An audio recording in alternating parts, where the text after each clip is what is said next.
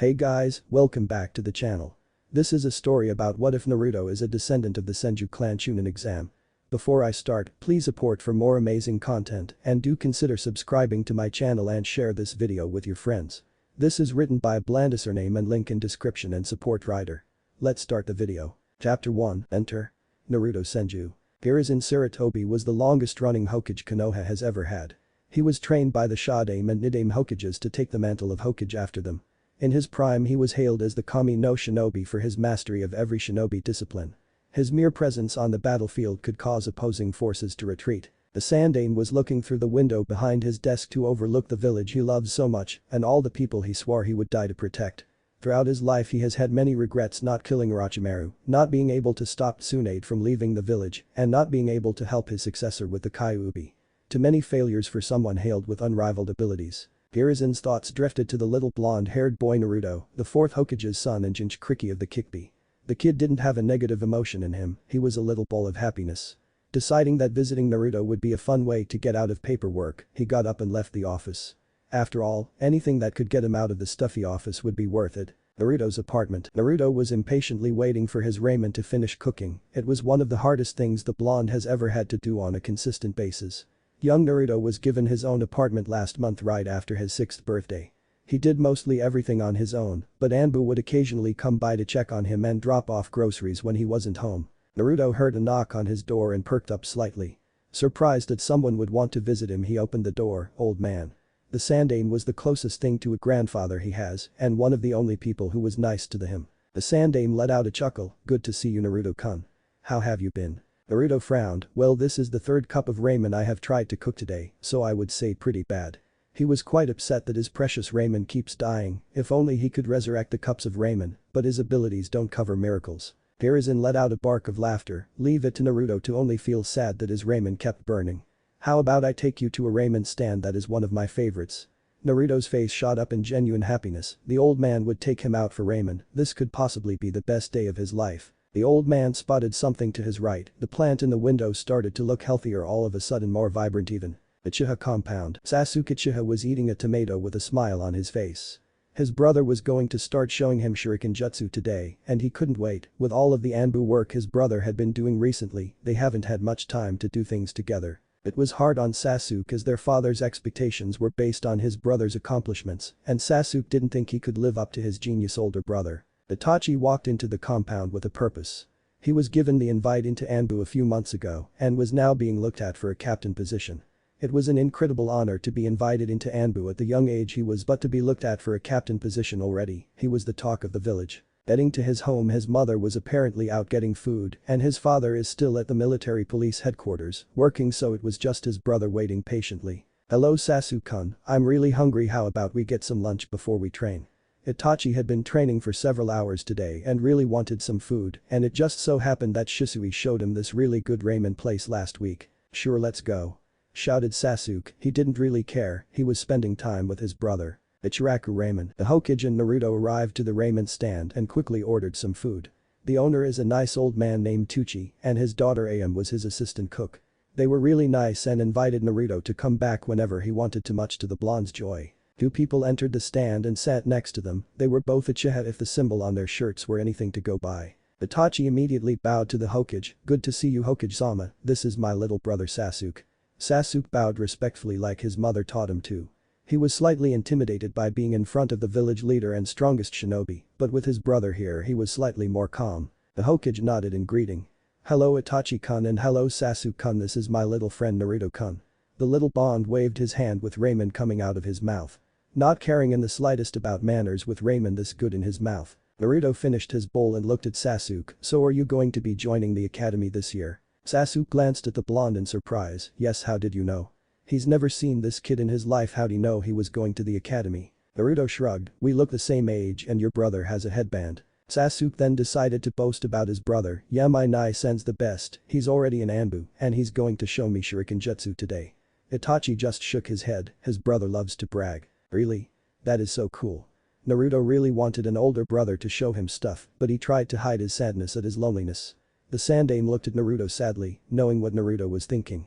It was apparent that the blonde was incredibly lonely, unfortunately he did all he could to help him with the time he had. Itachi thinking the same thing, why don't you come along Naruto-kun, Sasuke-kun could use a training partner. Suggested Itachi. He remembered the red-headed lady that was pregnant and was best friends with his mother. He knew who Naruto's parents were, so he thought that the Kushina-sen would like it if he helped Naruto out. Sasuke's eyes shot to his brother, Nai-sen, are you sure? He didn't want to share his brother, especially with someone he just met. Itachi just nodded, yes, training by yourself is fine, but everyone needs a partner. Naruto looks like he will be a good training partner. Assured Itachi with a smile. Naruto's face lit up again just like before. The Hokage noticed that and looked outside across the road at a tree that looked like it was shaking. Really Itachi, that would be awesome, I won't slow you two down, I promise. Shouted Naruto with a salute. This was his chance to make a friend. The Hokage took his eyes off the tree to look at Itachi seriously, thank you for helping him Itachi-kun. Itachi bowed his head and paid for his and Sasuke's meal, then waved for Naruto to follow him. Naruto hugged the old man before following the two Uchiha out of the ramen stand. He could barely contain the excitement at the opportunity, both for training and for potential friendship. When they were gone, the Hokage looked down and thought, I'm not sure, but if it is what I think it is, then Naruto has something the village hasn't seen in nearly 60 years. I will need to contact Tenzo to see if Naruto is compatible. The question is how. Uchiha training ground. The Uchiha training grounds were quite large, mostly open fields with the Naka River running through each of them. Itachi was bringing Sasuke and Naruto to learn some basic shuriken jutsu and maybe activate their chakras. He didn't know where the day will go. Naruto and Sasuke were talking the whole way about how they would be better than each other. Sasuke was sure he would activate his chakra first, and Naruto said that he would first. Sasuke knew he would be better at shuriken jutsu, and Naruto said that he's better than Sasuke at everything. Both were arguing, and Itachi decided to clear his throat to get their attention. Okay, you two, we'll be practicing your accuracy and we might open your chakra towards the end. Instructed Itachi. He was amused at their attentiveness. Both of the future academy students look quite focused. Itachi went through the basic motions of tossing shuriken, how they should stand and how their wrists should move, everything. Itachi gave both of them some shuriken to try themselves and directed them to a tree to aim at. Naruto and Sasuke let all of their shuriken go at the tree at the same time. Both of them were terrible as expected, none of the shuriken stayed in the tree and most of them missed. Naruto and Sasuke dropped their heads in disappointment. They didn't think that they would be that bad. It was embarrassing after all that boasting. If Itachi was a lesser man he would be laughing, but he's Itachi Uchiha and Itachi Uchiha didn't laugh, but the twitch of his lips is a sign of his struggle. That was expected of your first try. Don't stop, keep practicing. That's how the afternoon went for the most part. Both Naruto and Sasuke would continue trying to hit the tree with shuriken. Itachi later decided that accessing their chakra would be a good way to end the day. He interrupted both of them, causing all the shuriken to miss, making them glare at him. Well, it's getting late, I think we should end the day with accessing both of your chakras. Both Naruto and Sasuke got determined fire in their eyes. Both looked at each other with determination. I bet I can beat you and open mine first, Sasuke. Sasuke, not one to be beaten, challenged right back. No way. I'm going to be first. Naruto and Sasuke started arguing back and forth. Then both of them started to beat on their stomachs and yell release over and over again. Itachi blinked a few times, then sweat dropped. Clearing his throat, getting their attention. How's it you two think you access your chakra? Questioned Itachi. Both of the 6-year-olds looked at him confused. I thought you had to beat it out. Naruto said, and Sasuke nodded with Naruto's idea. Itachi just face-palmed. No. You need to use the ram sign and concentrate deep inside and find your chakra, then pull it out. Itachi went on to further explain the process, and the two listened with extremely focused expressions. Naruto and Sasuke looked at each other. They sit on the ground and used the hand seal Itachi showed them, then concentrated. Sasuke seemed to find it first. Itachi was surprised at the amount. It's close to genin in size already. That was unheard of for a 6-year-old. Naruto was concentrating as hard as he can. He found the pull, but when he grabbed it to pull it out, pain erupted in his skull. He could feel everything around him and he couldn't take it so suddenly. The trees were pulsing and he could feel the wind flow through the forests. The chakra presence of everyone in the village was well within his sensing range. Itachi and Sasuke were watching with wide eyes full of worry. Naruto was grabbing his head in pain and his chakra was fluctuating wildly. Naruto was trying to make the pain stop, but it wouldn't. It was getting worse with the more chakra that came out. After a few moments, several Anbu and the Sandaime Hokage arrive after feeling the chakra all the way from the Hokage's office. Hiruzen rushed over to Naruto to see if he was okay. Itachi, what happened? Barked Hiruzen. Heads were going to roll if this was done maliciously. Itachi froze, he couldn't move, but managed to point to the ground around Naruto. Nobody noticed it until Itachi pointed it out. Surrounding Naruto were several small sprouts of little trees. The Anbu around Naruto were severely shocked. The Anbu with the Inu mask and gravity-defying silver hair walked up to the little trees. Touching one of them, he felt the chakra running through it. They were pulsing with chakra and he felt like they were living entities with how much chakra was flowing through them. Naruto finally passed out from the pain and chakra exhaustion. Hiruzen looked around and made sure to eye everyone seriously. Not a word of this, any of you. Till I find out for sure what this is for sure. Nobody did anything other than nod. They wanted no part of the Sandame's wrath if they could help it. Sasuke was worried for his new friend. 1 second he was fine, the next he was screaming in pain. Is he going to be alright? Sasuke asked shyly. The Hokage looked really serious and he was kinda scared. The Hokage's eyes softened at the scared little kid whose friend was just writhing in pain after something that should have been fun. I'm sure he will be alright, Sasuke-kun. We have to get him to the hospital to run some tests, but I believe I know what it is. Hiruzen didn't want to say until he is absolutely sure about it. But he was 99% sure that the village just got its second Mokuton user. Konoha Hospital. The Hokage didn't go to the front desk and demand a doctor, no, he ran to the second floor and went to his most trusted doctor. She is the only person he trusted with Naruto's healthcare. Rei Hinako was a mednin who served in the 3rd Shinobi War as a Chunin until she dedicated all of her time to healing. She was enjoying her afternoon tea when her door burst open and her Hokage came in with an unconscious blonde in his arms. Fearing the worst, she ran over with glowing palms and checked the little blonde over. After a minute of searching, she looked up with a frown. Hokage-sama, he only has chakra exhaustion, nothing too serious, he should be fine in a few days. Muttered Rei, wondering why the Hokage would overreact over something that he should know about. It was good to hear Naruto would be fine, but he already knew that. I know that, but I want you to run some tests on Naruto-kun, as well as his mother. Rei's eyes widened. What the hell was going on? What kind of tests do you need me to run, Hokage-sama? She was certainly confused. She knew Kushina and knew that Naruto was her son. Hell, he was like a clone of Minato. Hiruzen's face became serious. Compare their blood to Hashirama Senju. Naruto-kun here activated his chakra today. Something happened and I want to confirm if it is just a mutation or a Kekkei Genkai. Rei understood what he was talking about and looked at Naruto with wonder. He might have the Shadame Hokage's Kekkei Genkai. Okay, Hokage-sama, I will set up a room and perform the necessary tests for Naruto-kun and contact you when I'm done. The Hokage nodded while setting Naruto down on the couch in the office and left to go to his own office. He needed to contact Jiraiya, maybe even her. Somewhere in High no Kuni. For the past 6 years since his student's death, Jiraiya has thrown himself into his work. He wanted to get the thought of his student out of his head and the self-hatred for not being there to help him. He promised Minato that he would look after Naruto, but he could bring himself to stay in the village after what happened. What was worse was the man he considered a son had his face carved into the mountain, and to Jiraiya, it was like he was being judged the whole time he was there. A small toad popped next to him with a scroll in his hand. Jiraiya took it and with a bow the toad left.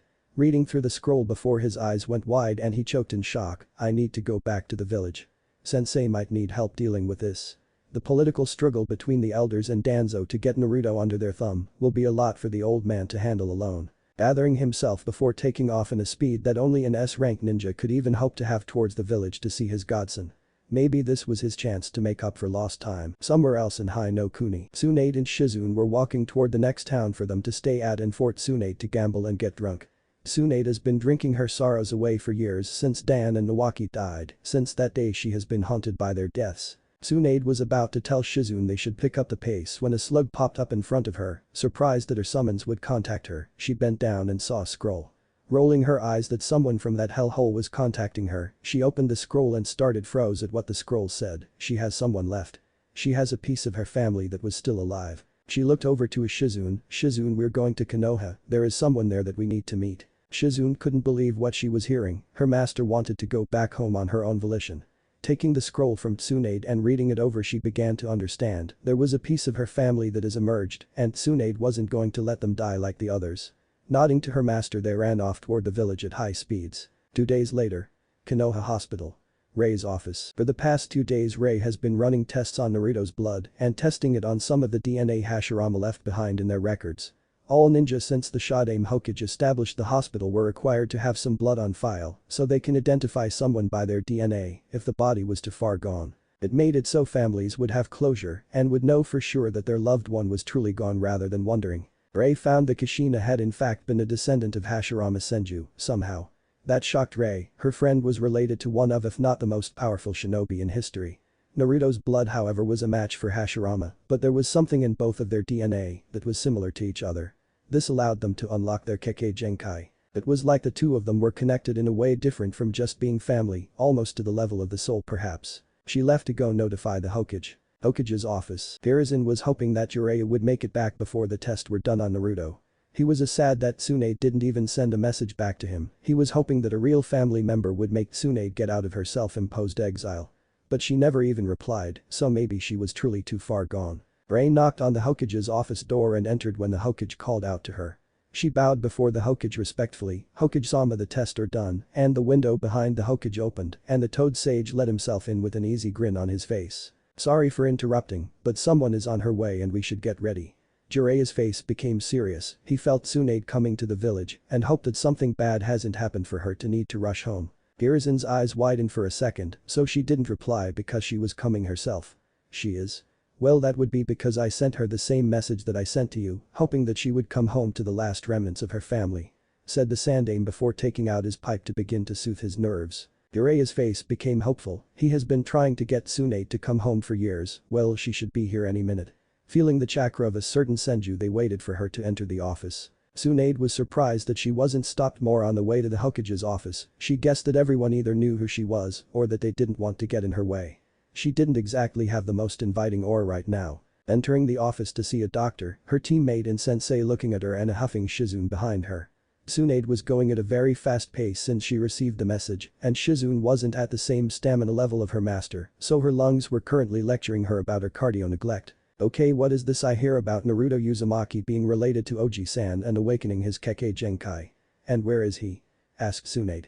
She wasn't going to be placated until she was answered, so her expression stayed serious as she glared at the occupants of the office. Yes, well, thank you for coming, Tsunade-chan, Shizune-chan. I was about to hear from Ray here the results of the test she has been running for the past few days that Naruto has been unconscious. Said Hiruzen. He took several puffs of his pipe as he looked over his office and the waves of nostalgia hit him hard.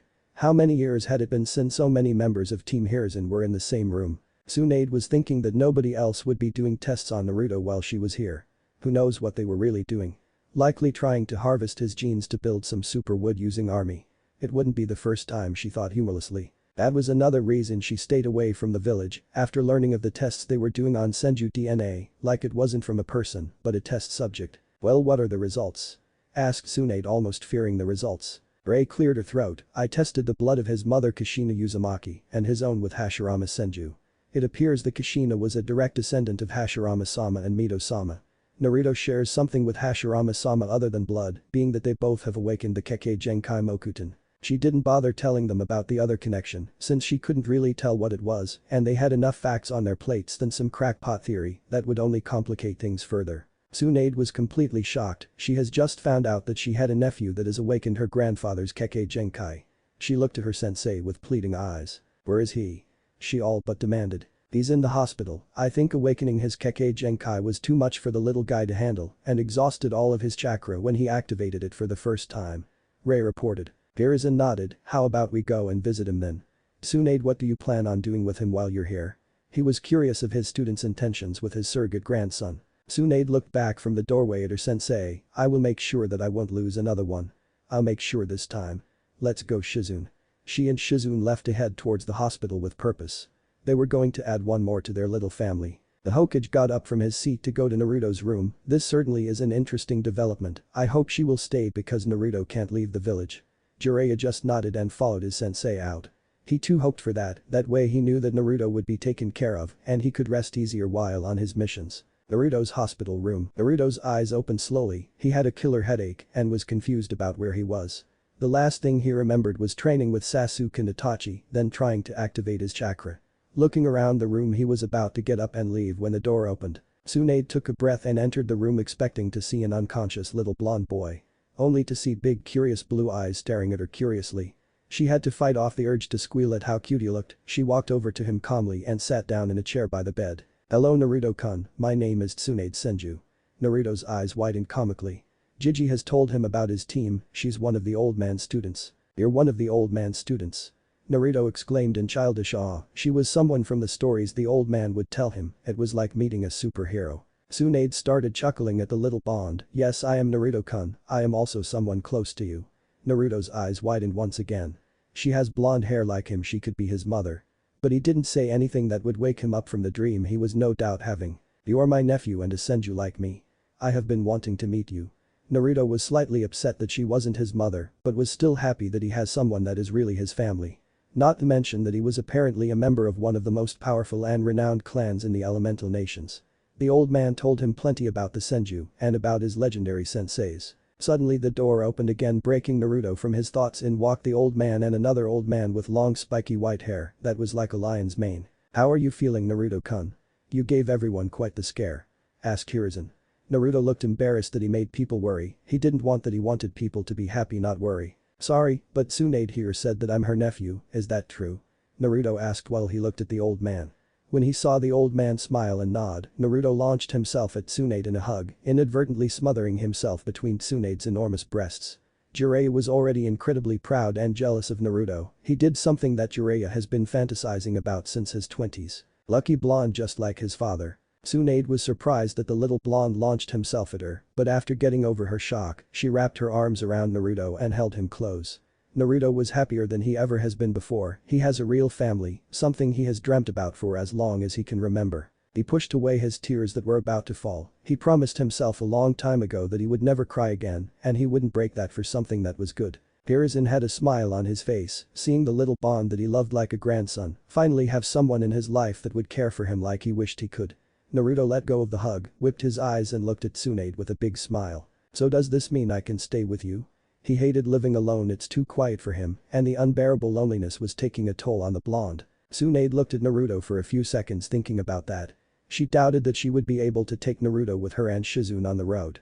So that would mean that she would have to stay in the village, something she really didn't want to do. But she would die before she left him alone to possibly die like her brother and fiancé. Or worse, be treated like a living weapon constantly being experimented on. "Yes, Naru-chan. You can move into our family compound with me," said a smiling Tsunade. She smirked slightly at the surprised expressions of the other people in the room. Naruto blushed at the nickname but didn't say anything about it, only smiling wider. This was hands down the best day of his short life. Shizune, who had been quiet the entire time, decided to introduce herself to the newest addition to her family. "Hello Naruto-kun, my name is Shizune," she said pleasantly and lifted Tauntaun up so that she could see Naruto. Naruto smiled at her then looked around. "When can I leave? I want to continue training with Sasuke and Itachi. We were practicing and—" Tsunade interrupted before he could get going. "Oh no you don't, you just suffered chakra exhaustion, at least wait until tomorrow. We'll tell them that they can visit you though. We're going to have to get some things done and later you can get your things and we can get settled at the compound." Naruto looks down at not being able to get to train but nods. The older people all walk out, leaving Naruto alone to wait for any visitors while they went to get the necessary paperwork done for Naruto to be recognized as the new Senju heir. Hokage office. Hiruzen sat down behind the desk. Tsunade and Jiraiya were waiting for the old man to get the paperwork going. This would no doubt take forever. "Tsunade, I'm making you Naruto's legal guardian. With you being his clan head as well, nothing the council could try to do would be legal without your official consent." Tsunade and Jiraiya were pleased to hear that. After all, Naruto will be wanted both inside and outside the village for his legendary Kekkei Genkai. One that made a man literally feared worldwide. The Hokage and the Sannin went through many different forms and contracts to change Naruto from Uzumaki to Senju. The bureaucracy of a shinobi village never ceased to be tedious, and the Sandaime reveled in his students' annoyed expressions. They were getting a taste of what he's dealt with for 50 years. Shopping district. Sasuke was shopping with his mother. He has been worried about his friend for the past few days. No matter what his family said, he couldn't get the scene of Naruto writhing in pain after activating his chakra out of his head. And of course the Hokage hasn't said anything regarding Naruto yet. Suddenly an Anbu popped up in front of Sasuke and his mother, making Sasuke jolt in surprise. "Mikoto-sama. Hokage-sama wanted to notify you that Naruto has woken up and is allowed to have visitors at the hospital. He wanted to see Sasuke if that was okay." Sasuke looked at his mother with a pleading look.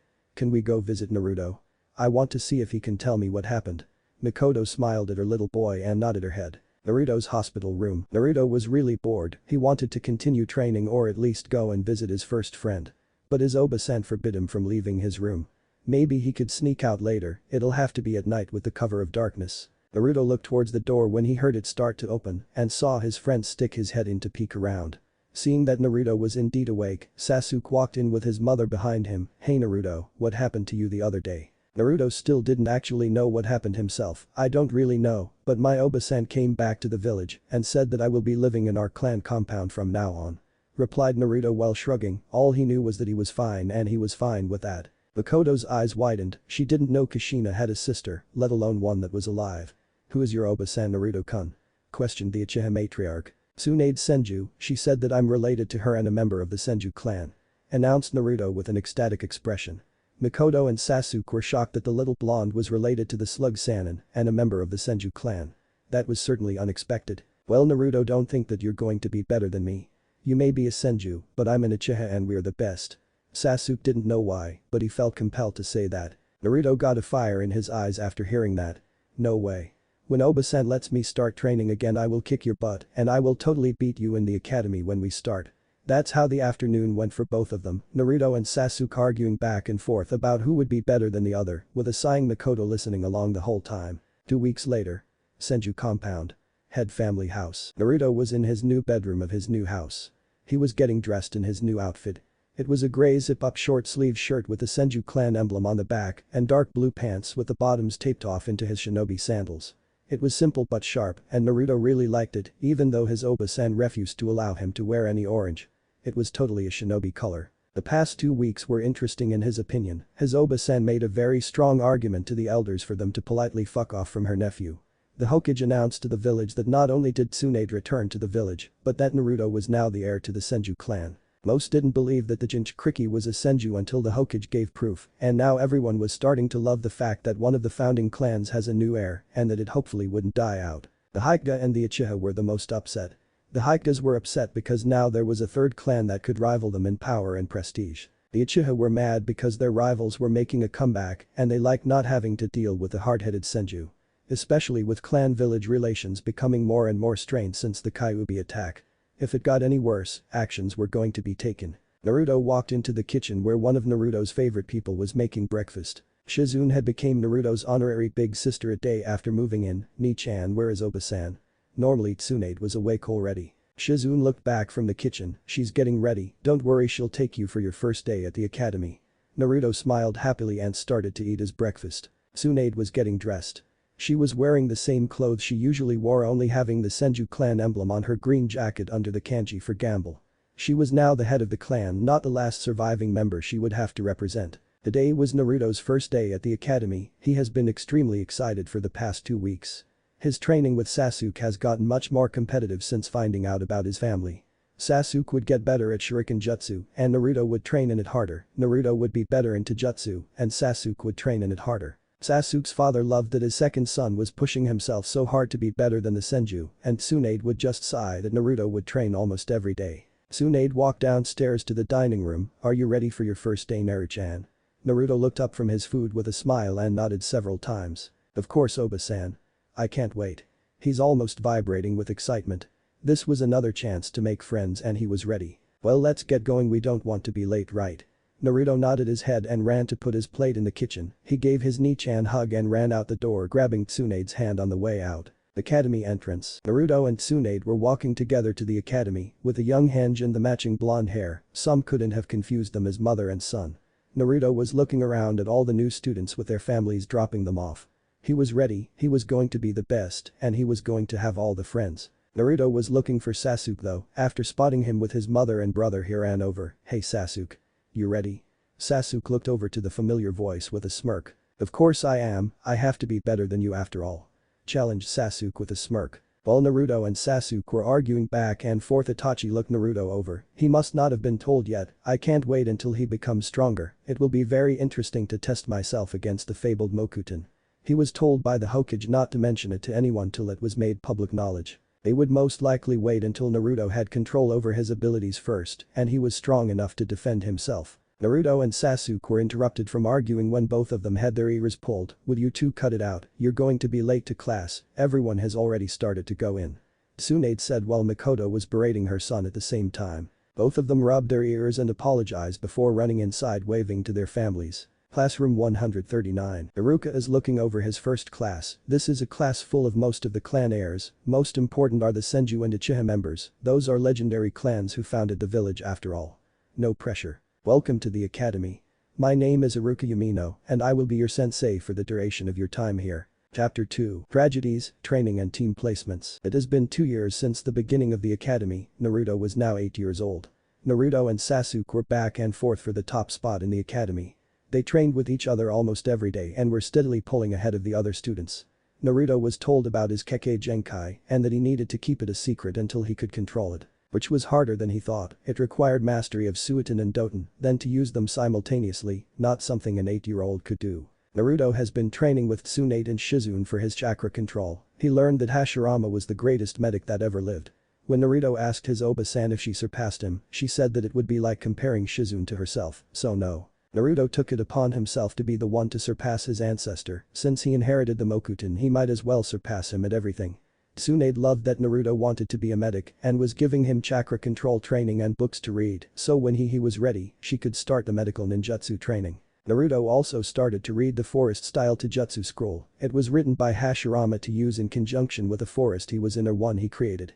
So Naruto thought it was appropriate to learn since he was the only one who could make a forest in any location. Apparently Tsunade wasn't the first one to use chakra-enhanced strikes. Hashirama used them as well, but only for finishing blows, not every punch, and not to the extent of Tsunade. Ninjutsu-wise, he was learning Suiton to counter Sasuke's Kaiten. He managed to learn the Suiton no Jutsu, water release. Water bullet technique. It was a very adaptable jutsu that he could use to counter the Uchiha fireball jutsu very effectively. Sasuke was training with his father as much as he could manage himself. He managed to master the Kaiten Kakek no Jutsu, fire release. Grand fireball technique and was improving his shuriken jutsu every day. The Uchiha Taijutsu was coming along, but without the Sharingan he couldn't use it to full capacity. Itachi showed Sasuke different shuriken jutsu that helped him stay at the top of the class in accuracy, but he was losing in Taijutsu and was tied in Nin and Jinjutsu with Naruto. A very productive 2 years. Until tonight, the night it all would change for Sasuke. He was training with Naruto and was resting until he noticed that he was really late and his mother was probably worried about him. Arriving to the Uchiha compound, it looked empty. It lacked any light or warmth he was used to when he got home. Running to his house, he noticed that all the lights were off and that he heard something collapse upstairs. Sasuke ran up to see what the noise was. Sasuke opened the door to find both of his parents dead with his Nai-san behind them. Nai-san. What happened? Why are they dead? What's going on? Sasuke didn't like the look in Itachi's eyes. I killed them all. Everyone in the clan is dead except for the two of us. Itachi said coldly and monotonously. His eyes were completely dead as he stared at his younger brother. Sasuke visibly flinched. You did what? Why? I wanted to test my strength. It turned out that I was right. The clan was weak and they went down with a pathetic ease. Itachi was starting to move forward. Sasuke was frozen. He didn't know what to do. Itachi grabbed his shirt and picked him up to eye level. There are eyes in our clan that only the best of the very best could hope to awaken. They are called the Mangekyo Sharingan. To awaken them you need to kill your best friend. You need to live in hatred. Only with hatred can you hope to gain the power to stand before me.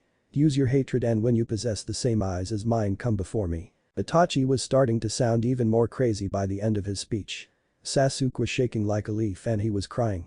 All of it was too much to take in for the child. I want to show you something, it will help you gain hatred. Itachi closed his eyes for a second. When he opened them, they were a Sharingan that was in a shuriken pattern rather than the typical tomos. He looked into Sasuke's eyes. Tsukiyomi. He muttered and the world around them changed. Sasuke was forced to watch Itachi murder his clan, his family, over and over again for 72 hours straight. When it ended, his eyes were glazed over and he collapsed. Itachi turned away, dropping the Jinjutsu around his face and wiping his tears before whispering how sorry he was before leaving silently. Next day. Konoha Hospital. Sasuke was admitted to the hospital, but the doctors couldn't figure out how to awaken him from the coma he was in. Tsunade and Shizune were on their way to see if they could help with a shell-shocked Naruto following behind them slowly. Oba-san, did he really kill them all? Naruto couldn't wrap his head around killing your own family. He would die for his Oba-san and Ni-chan in a second. Tsunade's eyes softened. Yes, Naru-chan, he did. Only Sasuke-kun survived. She knew how much he liked going over to the Uchihas. Mikoto was a really nice woman. She would always cook for the both of them after their training and treated Naruto like a third son, despite being a Senju. In Tsunade's book that was worthy of praise, as she has met many Uchiha that resented her for her clan name. Naruto just nodded and made sure to be there for Sasuke, their friends, and he shouldn't be alone after losing all of his family in one night. Tsunade and Shizune walked into Sasuke's room with Naruto trailing behind them. I'm going to check him over. Shizune, bring me that clipboard. Naruto, go take a seat. Ordered Tsunade. Naruto just sat in silence watching as Tsunade went over different things. Tsunade then put her hand on Sasuke's forehead for a second, then nodded to herself. He should wake up soon. He was put under a high-level Jinjutsu. He's very lucky there wasn't more damage. Said Tsunade. Naruto got up and walked over to the side of the bed when Sasuke started to stir. Sasuke's vision was blurry and he made out two blonde shapes over his head before his vision cleared and it noticed that it was Naruto and Tsunade. Happy as he was to see that he was alive, he was slowly remembering who wasn't living any longer and who was responsible. "Lad, you woke up, man, you gave everyone quite the scare," Naruto said. He was trying to see if there was any different after the jutsu, but he couldn't tell by looking at him. Sasuke groaned in pain. Did they catch him? His voice sounded dead, making Naruto tense. Tsunade shook her head with a frown. No. He was gone before anyone knew what happened. "I'm sorry, Sasuke-kun, please try and get some rest." She offered him a palm on his shoulder. Sasuke wasn't having it, he frowned and looked up at the older Senju. "When can I start training again?" demanded Sasuke while glaring at his hands. The only thing keeping him here was Tsunade, and the second he could leave he would. Frowning at his tone, she answered, "Wait at least 3 days, you might be able to leave tomorrow, but you need to take it easy or there could be permanent damage." After saying that, she and Shizune left and Naruto just waited for Sasuke to say anything. Seeing that Sasuke wasn't going to say anything, he did. "What are you going to do now, Sasuke?" asked a worried Naruto, knowing that he wouldn't like the answer. Sasuke started to shake in anger. He didn't want to talk about it, but Naruto wouldn't leave unless he told him. "I'm going to train as hard and as long as I can until I'm stronger than Itachi, then I'm going to kill him," was the stone-voiced reply from Sasuke. Naruto wasn't even a medic yet and he knew that that wasn't healthy. "Sasuke, that isn't healthy. Living like that will kill you." He meant for that to calm Sasuke down, but it had the opposite effect. "Like I care what you say, Senju. I don't care if it kills me. I'll kill Itachi no matter what. Nothing will stand in my way." His face darkened and he looked like he would continue, but Sasuke was getting weak from all the exertion. "Get out of here, I'm going to sleep," muttered Sasuke before passing out. Naruto nodded and left. Outside the room was Tsunade and she was frowning. "I heard the end of that, he doesn't sound good. But considering what happened, it doesn't surprise me. Give him some space and he should come around." She didn't think he would, but she couldn't tell that to Naruto. Naruto nodded and started walking home. If Sasuke was going to dedicate all of his time to training, so was he. He needed to make sure that he could keep up with or stay ahead of Sasuke so he can make sure Sasuke doesn't do anything stupid that he would regret. 2 years later, Naruto has been training like there was no tomorrow for the past 2 years. He started learning medical ninjutsu. So far he was able to heal small cuts and bruises. His Oba-san said that he was learning faster than Shizune did at his age, much to his embarrassment when she would say that in front of his Ni-chan. 8 months ago he learned a terrifying secret about himself from Tsunade and the old man. He was the Jinchuriki of the Kyuubi. He certainly didn't see that coming.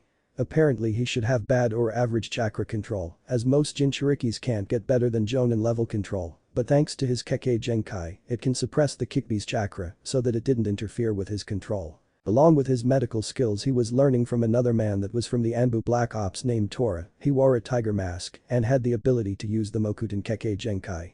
Naruto was shocked to find another relative, but apparently he was a subject to one of Orochimaru's experiments, allowing him to use a subpar version of his Kekkei Genkai. Tora was teaching him about Doton Chakra and helping along his Suiton training.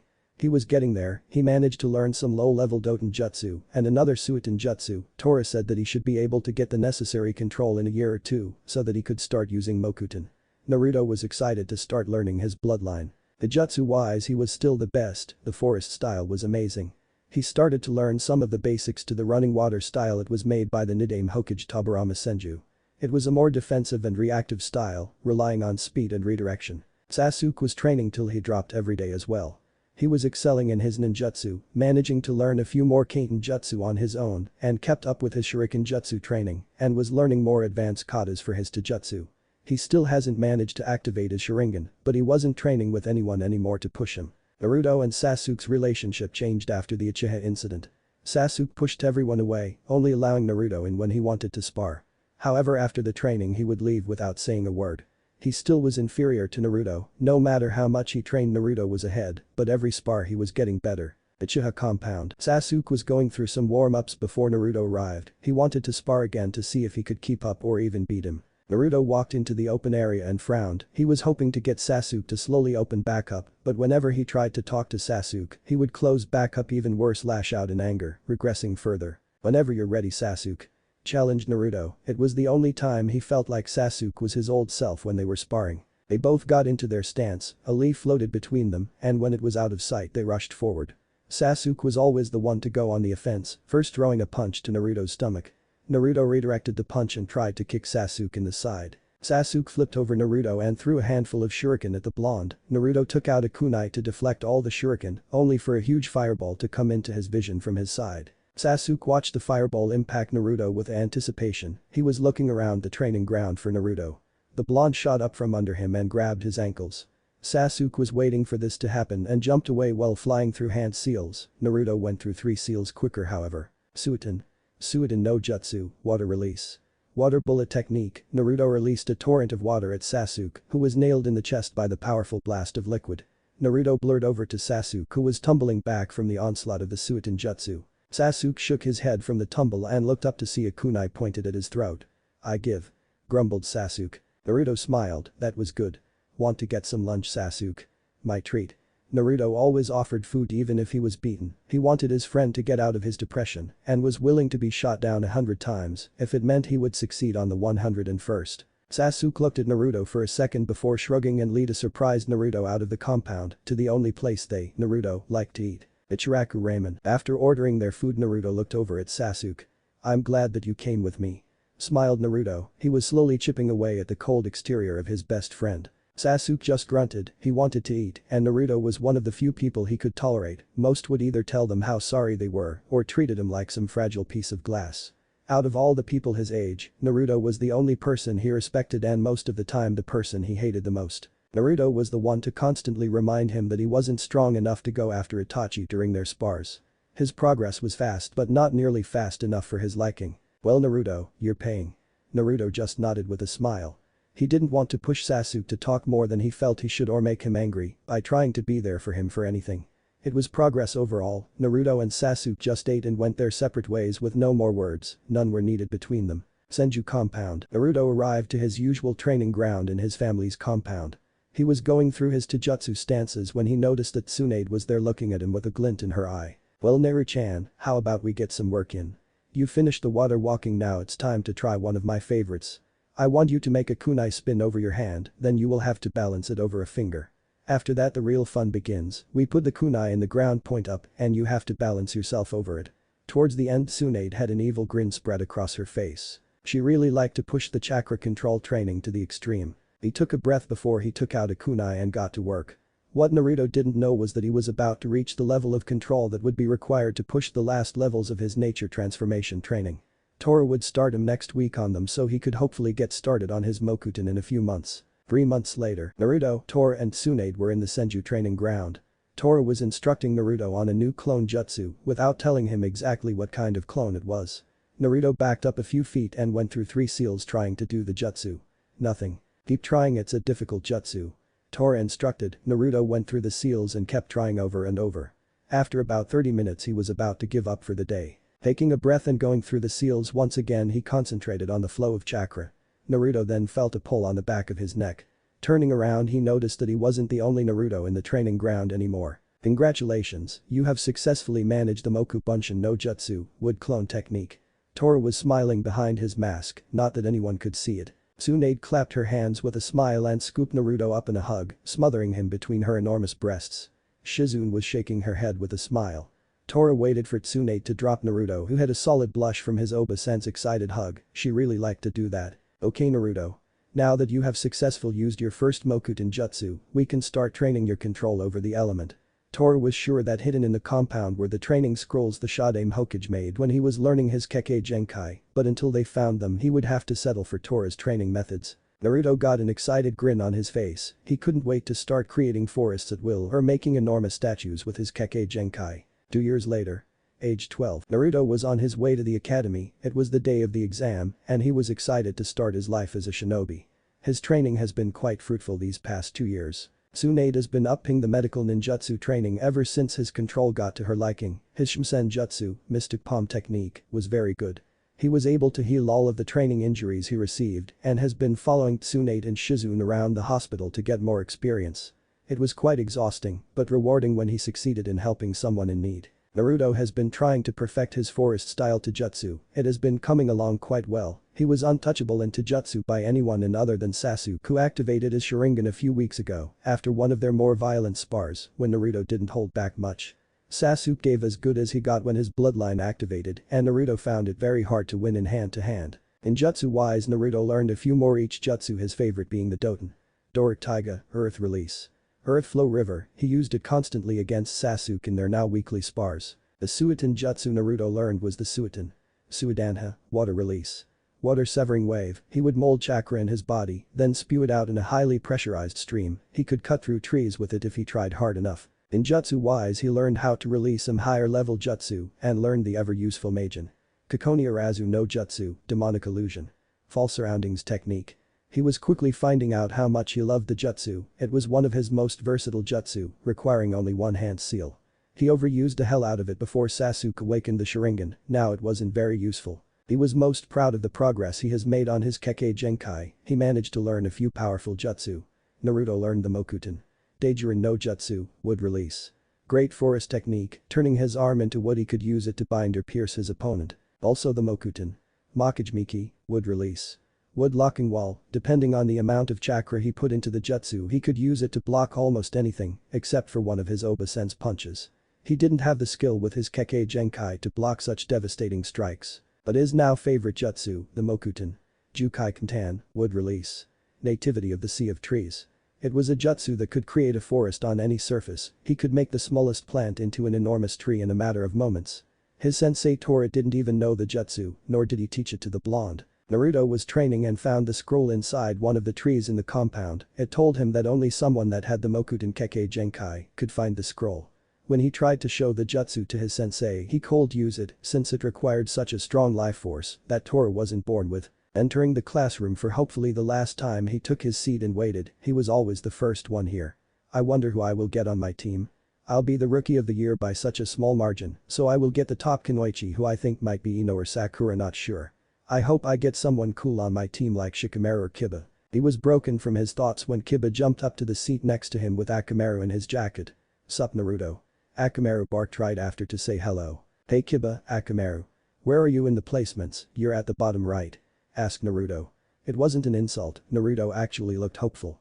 Kiba just shook his head. No, I'm more towards the middle.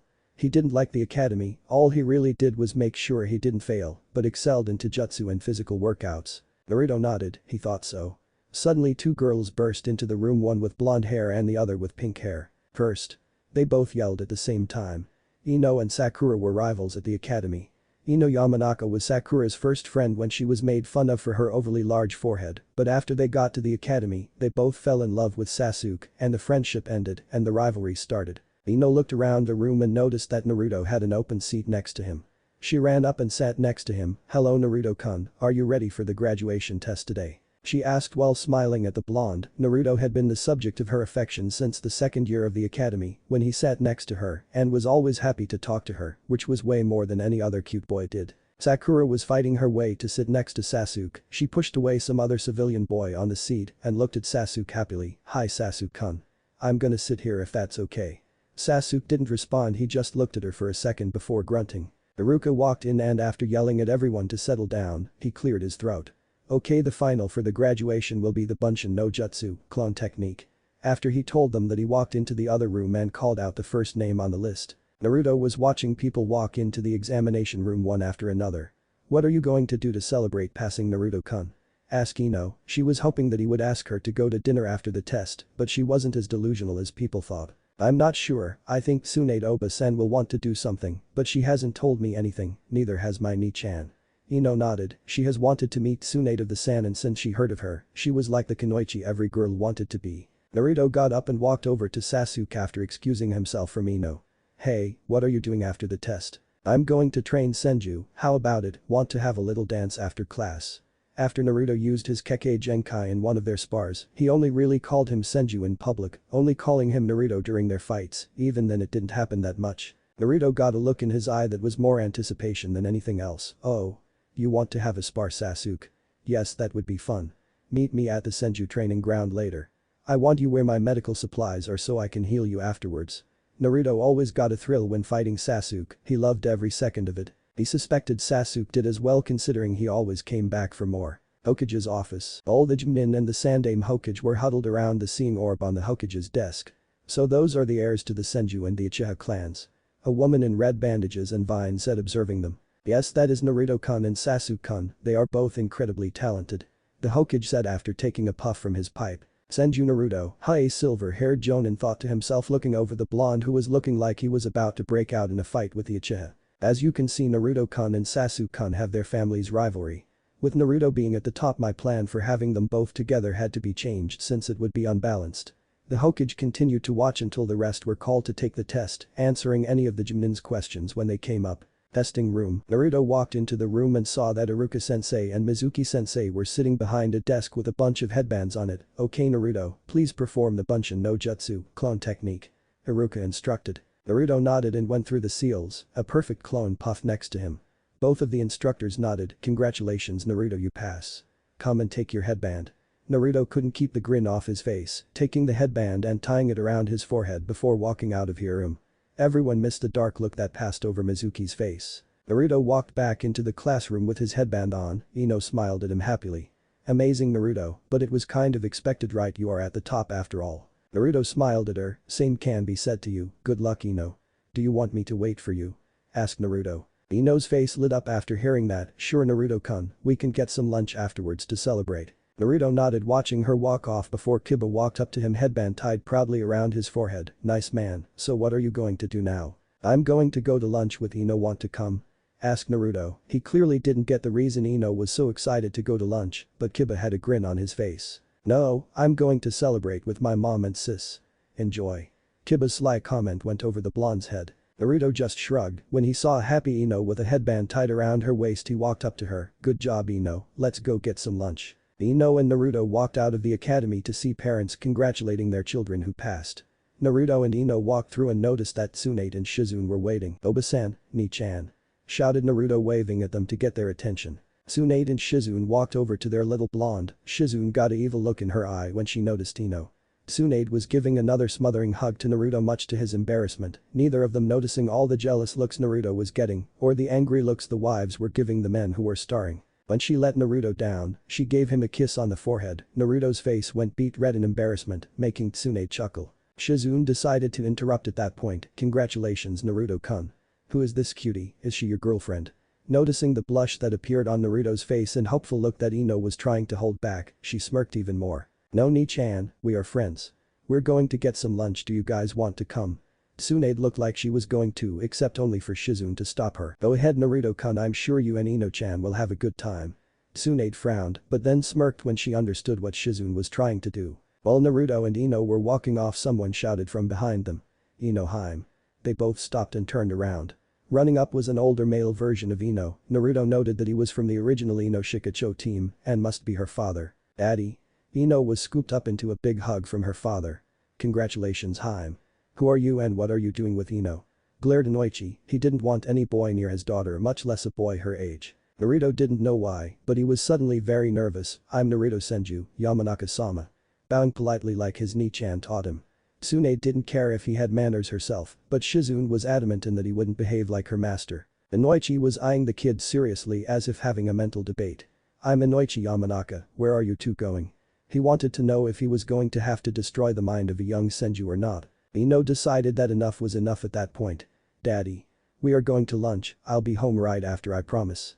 Inoichi immediately stopped and looked at his princess before nodding. Eyeing Naruto one last time before leaving in a swirl of leaves. Sorry Naruto-kun, where do you want to go? Naruto just grinned and took her by the hand before running off. Ichiraku ramen. Naruto ordered his food then looked at Ino expectantly. I will have one chicken ramen. Naruto looked at her with a frown. You should have gotten the large, trust me this is the best food in the village. Assured Naruto. I can't eat that much of this stuff, it's really bad for you. Scoffed Ino.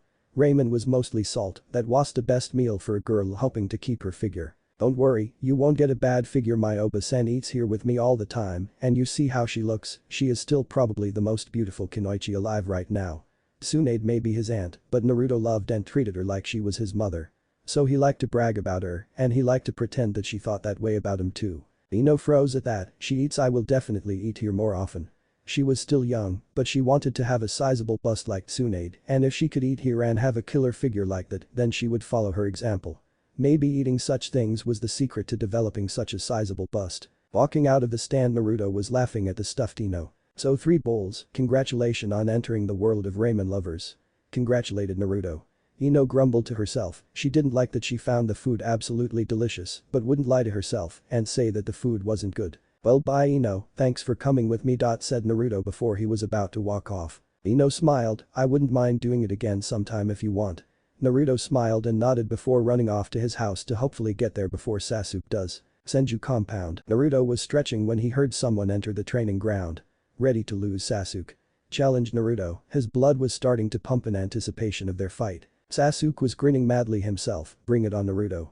Both of them got into a stance. Naruto decided to start it off, charging in at close to top speed, becoming a blur and going for a kick. Sasuke, who activated his Sharingan, noticed the kick and leaned back and landed a lightning-fast punch on Naruto. Rearing back from the punch before engaging at a faster pace, knowing that Sasuke would have trouble keeping up at this level, he went on the offense. They both engaged in a blur of punches and kicks. Neither getting too many hits in on the other, but not coming out unscathed either. Over to the side of the training ground, Tsunade was watching the spar with a frown. She hated when they fought nowadays, they always took it too far, and while she trusts Naruto, sometimes he would get carried away and stop holding back and fight with intent to kill. Both of the boys were far too excited by combat that she was worried that it wasn't healthy. Back in the fight, Sasuke tossed half a dozen shuriken at Naruto for him to jump back and to make some seals to use the Mokuton. Makijimiki, wood release. Wood locking wall to block the fireball that was approaching him. Naruto went through some more seals and shot a high-pressure stream of water through the wood at Sasuke, who managed to avoid most of the jutsu before jumping back from the tendrils of wood coming from the ground. Sasuke watched as wood beams started to converge on him while going through seals. Kaiten. Rika no Jutsu, fire release. Dragon flame technique, putting more chakra to give it extra power so as to burn the wood. The flames were hot enough to turn the wood that was coming at him to ash, giving the Uchiha some breathing room. Naruto frowned. He didn't know that Sasuke knew something like that. It was a B-rank Kaiten jutsu for sure. Naruto took out a shuriken and tossed it before going through seals for the shuriken Kage Bunshin no Jutsu, shuriken shadow clone jutsu. One shuriken became hundreds, while Sasuke was using a Kaiten jutsu to destroy the clone shuriken. Naruto was building a lot of chakra before the ground shook and trees started to grow at an incredible rate. Mokuton. Jukai Kantan, wood release. Nativity of the world of trees. Always an impressive jutsu no matter when I use it. Thought Naruto with a grin. This was his ultimate jutsu. Sasuke was having different thoughts however. When the hell did he get a jutsu on this ridiculous of a level? He was trying to dodge the trees that were trying to bind him while the trees were cornering Sasuke. Naruto was jumping around the trees trying to get towards the top, charging his fist with chakra. Sasuke was grabbed by the ankle and it was over. Sasuke was wrapped by the trees in a second. Naruto was above him preparing his final attack. Noticing that Sasuke was trapped, he jumped at him and slammed his fist into Sasuke, breaking him out of the trees and causing him to crash onto the ground, creating a small crater. Naruto landed next to him and put both of his hands on the ground and took back in the chakra from his jutsu and making the trees go back into the ground. Looking back over to Sasuke, he placed a glowing green hand on his chest and started to numb him. He went too far with that punch. Luckily he didn't put too much into it, but he didn't like to use chakra enhanced strength in his spars. Tsunade walked up with a frown on her face, a little overboard don't you think? Naruto nodded absently, he was still focusing on Sasuke. Sasuke groaned and opened his eyes. When did you learn the jutsu, Naruto? Sasuke has only read about that jutsu, never thinking that Naruto was capable of using it. It was said to be the jutsu that created the forests around their village during its conception. Naruto grinned. I learned it a bit ago, but it wasn't ready to use against you yet. I hope you start training even harder now or you won't catch up, Sasuke-chan. Teased Naruto, making Sasuke growl. He hated being reminded, but it wasn't like he wasn't thinking it himself. Thanks for the spar, I'm going to head home. See you at the academy tomorrow for team placements.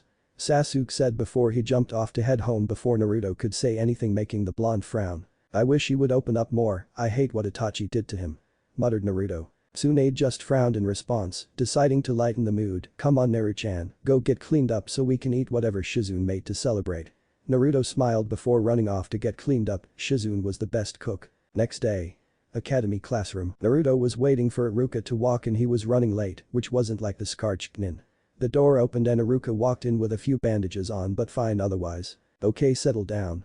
You're now Shinobi of Konoha. I don't want you all to think that you'll achieve your dreams or that all of you will live long enough to even try to achieve your dreams. Right now you are only genin, bottom of the food chain, but with hard work I'm sure that you will climb the ranks. Now for the team's placements. Naruto wasn't paying attention after that. Team 7 will be Sasuke Uchiha. Naruto started to listen, interested in who will be with Sasuke. Sakura Haruno Sakura jumped up and cheered at all the groaning fellow fangirls. And Choji Akimichi. Teammate will be Hinata Hyuga, Shino Aburam and Kiba Inuzuka. All of them were fine with the placements of the team. Neither of them had any problem with the other. Team 9 is still going, and Team 10 is Naruto Senju, Ino Yamanaka, and Ino was holding herself back from cheering. That would be lame to do right in front of Naruto. Shikamaru Nara, your senseis will be here any minute now. Haruka walked out of the room leaving the students to wait for their senseis. Naruto and Ino walked over to Shikamaru. Hey. Looks like we're going to be on the same team. Shikamaru started Naruto with a smile. Shikamaru yawned and looked at the two blondes in front of him. Troublesome, yeah, looks like it. Naruto. Right as Shikamaru said that, the doors slid open and two jonin walked in. One was a grinning woman with purple hair and a pineapple-like ponytail and a light brown trench coat. The male jonin was in the standard jonin attire with a black short-sleeved shirt instead of the long-sleeved blue shirt that was normal. Teammate, come with me. The woman said. Team 10, let's go. The male jonin said. Naruto, Ino and Shikamaru followed silently until they noticed that they were in a barbecue restaurant. The jonin led them to a booth. Then, well, have a seat. Why don't we start off with an introduction? Names, likes, dislikes, goals, hobbies, whatever you like. The three of them nodded quietly. Why don't you go first, sensei? Ino didn't even know the guy's name. The man nodded while lighting a cigarette and taking a puff. I'm Asuma Saratobi. My likes are smoking and shogi. Dislikes are when people tell me to stop smoking, and my goals, I guess, to settle down with a family. Now you first, Drowsy. Shikamaru mumbled something under his breath. I'm Shikamaru Nara, my likes are shogi and cloud watching, dislikes are troublesome people, and my goal is to marry an average girl and retire as a Chunin. Asuma chuckled while Ino and Naruto sweat dropped. Ino cleared her throat and started talking without being prompted. I'm Ino Yamanaka, my likes are flowers, and oh well, dislikes are lazy people. Shooting Shikamaru a glare, making him mutter something about troublesome blondes. Goals are to surpass my father's skills with our clan's jutsu. Finished Ino, nodding her head happy with her introduction. Asuma gestured to Naruto. I'm Naruto Senju, I like nature, my Oba-san and Ni-chan. Dislikes are people who judge before they meet someone. Goals are to surpass my ancestors and become the Hokage. Asuma looked them over. He had a lazy Nara, a Yamanaka princess and the Senju prodigy. He liked the team, but they likely need a lot of work to work as a unit. Okay you three, tomorrow we'll have a test that will determine if you can become full-fledged genin. Seeing the confused looks, he elaborated. The academy test was to see if you had what it takes to become a genin. Meet me at training ground 10 tomorrow at 8 o'clock. All of them ate the meal and left to go home to prepare for the test tomorrow. Chapter 3, Meeting a Fossil, Senju Compound. Training fields. Naruto was working on his control over his Mokuton. He was making trees and trying to control more than one branch at a time with better precision. He decided to mold chakra into the tree to his right, but instead of it moving, it started to shake slightly and fight him for control. Naruto stopped what he was doing and looked over at the tree, walking up to it and putting his hand on it to feel the core. There was chakra already flowing through it, not his nor Tora Sensei's, but it was familiar for some reason. Making the snake seal and concentrating on the tree, Naruto started to mold chakra to overpower the dormant chakra in the tree. His chakra levels were slowly rising higher and higher. Hokage's office. Tsunade and the Hokage were discussing the matter of whether or not Naruto should be allowed to use his Kekkei Genkai in the field, now that he was a genin. What I'm saying, sensei, is the Mokuton is his greatest weapon right now, and it is his birthright to use. Not to mention the last Uchiha, since he's the last user of his family's Kekkei Genkai, should he not be allowed to use his Sharingan? Tsunade made an excellent point. Sasuke was going to be sought after for his now endangered Kekkei Genkai, so Naruto should be allowed to use his power if he wanted to. That makes a surprisingly good amount of sense. Both of them looked towards the Senju compound where they felt Naruto's chakra, which was flaring quite highly. Both exchanged looks before leaving to see what the commotion was. Senju compound. Training fields. Naruto was so focused on his task of overpowering the dormant chakra, he didn't notice that the Hokage and Tsunade arrived behind him with confused expressions. Naruto kept raising his chakra levels higher and higher. He was starting to glow with an orangish-yellow aura of chakra. Tsunade was about to walk forward to see what was wrong, but was stopped by Hiruzen.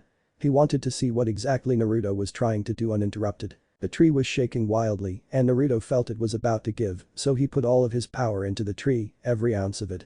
The Hokage and Tsunade were shocked that Naruto's chakra was so strong already. The tree in front of Naruto finally started to open and out popped a large scroll that was the size of the. Naruto felt woozy and was swaying before falling to the ground and almost passed out. Both the Hokage and Tsunade rushed over to the fallen blonde.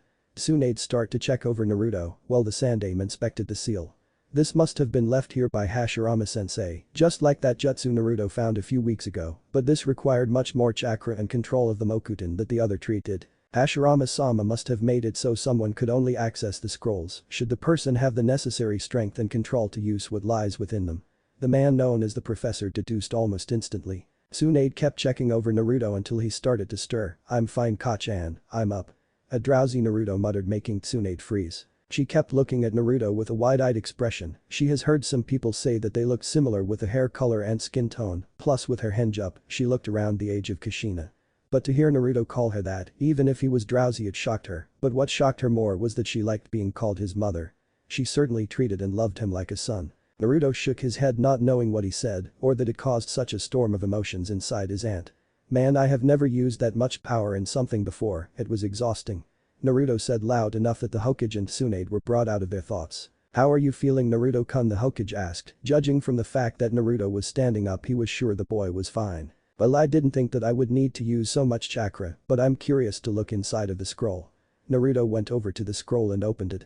There was a complex seal in the first part that started to glow. They weren't expecting to see a smoke pop up and to hear coughing.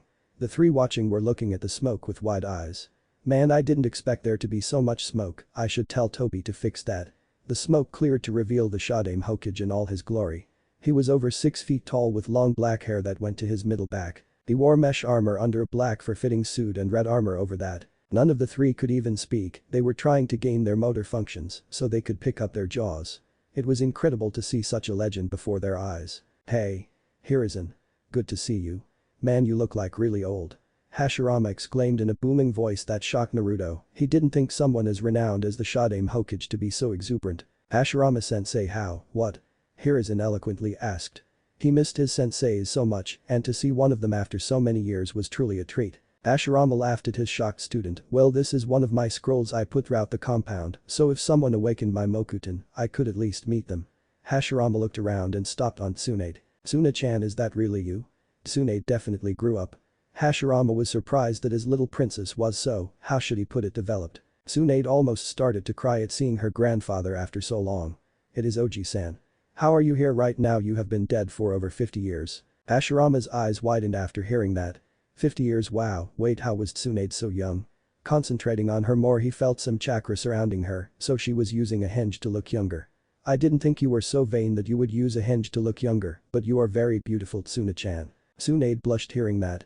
Naruto decided that he was the only one left that wasn't introduced. "Hello Hashirama-sama, my name is Naruto Senju, I was the one to open the tree to get the scroll." Naruto said while bowing politely. Hashirama ran up and picked him up like he was a baby and inspected him, grinning wildly. He started to cheer and spin crazily. "I was worried that nobody else would inherit my Kekkei Genkai. This is amazing, Naruto-kun, and to come so far so fast, you're almost to where I was at your age." Hashirama was really impressed, but he was almost the head of the Senju clan when he was a teenager. After Hashirama stopped the spinning, Naruto was sure that his neck was about to snap from the whiplash. "So, I am nothing more than a Kage Bunshin no Jutsu, shadow clone technique. I don't have a long time, so I want to explain to you that this scroll is the techniques that someone who is capable of opening the tree would be able to use." None of them noticed that Hiruzen gave a small fist pump at being right. "I will tell you that when you master this scroll, it will lead you to the next one. I will tell you that there are, including this one, 3 scrolls throughout the compound, and the next one will have the rest of my jutsu.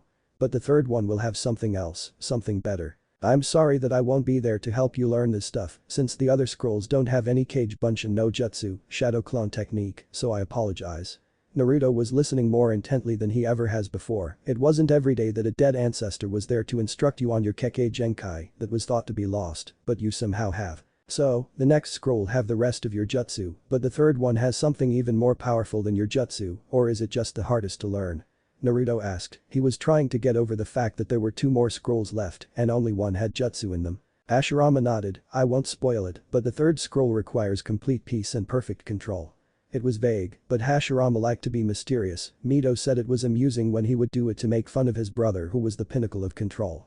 Tobirama would usually lose it and scold Hashirama for acting like a child before stomping away. "Seeing as how I have said what I wanted to say, I would like to do something one last time." Hashirama put his hands in the snake seal. The 3 watching started to look around at the surrounding forest. It was almost coming to life, or at least becoming younger. "I'm using the Mokuton. Jukai Kantan, wood release. Nativity of the Sea of Trees to make the surrounding forest more vibrant and my old training ground less dark." He could feel the forest, the trees were just as large as he remembered, but they were almost corroded. After he was done, most of the trees affected by his jutsu looked healthier and much stronger. That is all the chakra I have left, I will be dispelling soon. It was good to see you Hiruzen, Suna-chan, and it was very nice to meet you Naruto-kun, and I'm glad that there is someone like you to help bring the village to new heights that I know you can. And maybe you can accomplish my dream of making a place where everyone can understand each other and fighting won't be necessary any longer. Hashirama said with such passion it showed Naruto exactly why he was held in such high esteem. Naruto did the only thing he could, he bowed. I will succeed, I swear Hashirama-sama. Naruto never really thought about that kind of world, only that he wanted to become strong to surpass his ancestors and be the next Hokage. But hearing what the Shodaime Hokage always wanted to do and that he could take up the task of completing the Shodaime's goal for him was an honor. It also showed him how narrow his views have been and selfish he was. Hashirama smiled at the blonde and waved to his tearful granddaughter and former student before dispelling. A few silent moments passed before anyone said anything. That was incredible, to think I would ever get to meet the Hashirama Senju. Naruto started to fanboy over his ancestor, making the older ninja watching him chuckle. It was good to see Hashirama-sensei one more time indeed. Tsunade didn't say anything, she only nodded. Naruto walked back over to the scroll before opening it to look inside. A smirk formed on his face, these would do just fine. Tsunade and Hiruzen looked over his shoulder at the jutsus in the scroll, after sharing a look they shook their heads. Naruto would never stop training now. Don't think that just because you have that scroll means you can neglect your other studies, you're coming along so well in your medical skills I won't let you fall behind Mr. Tsunade's tone didn't really cover how serious she was. Naruto had so much potential in the medical ninjutsu field that it would be a travesty to let him ignore it for some flashy although very helpful jutsu. I'm going to get to work, it was good to see you Jiji, I'm going to work on a jutsu that caught my eye. Naruto didn't really wait to hear what they had to say before running off. I really think that Naruto-kun has the potential to become the Hokage in a few years.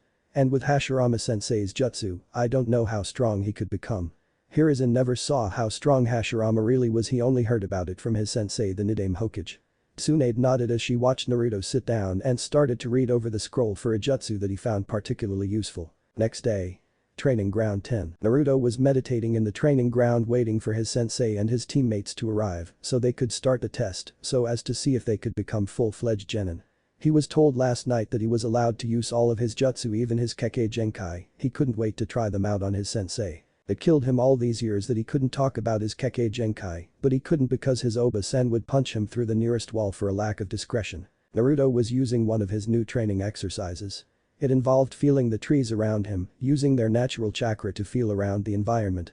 In the scroll it said that Hashirama could sense hundreds of miles easily using this technique when he mastered it. Since Naruto only read about it yesterday, he wasn't quite the master yet. Ino Yamanaka arrived to the training ground 5 minutes before the test was scheduled to start, only to see that Naruto was the only other person here. Not looking a gift horse in the mouth, she walked up and sat down right in front of him. Tapping him on the forehead to get his attention, "You there Naruto-kun? We only have 5 minutes before the test starts." He slowly opened his eyes to look at the blonde girl in front of him. "I'm here Ino, I was just training." He didn't feel like telling her what he was training, he would show her when he got the hang of it. Asuma and Shikamaru both arrived at exactly 8 o'clock. "Good morning you guys, your test will be for the most part simple. All you will have to do is capture me within the hour."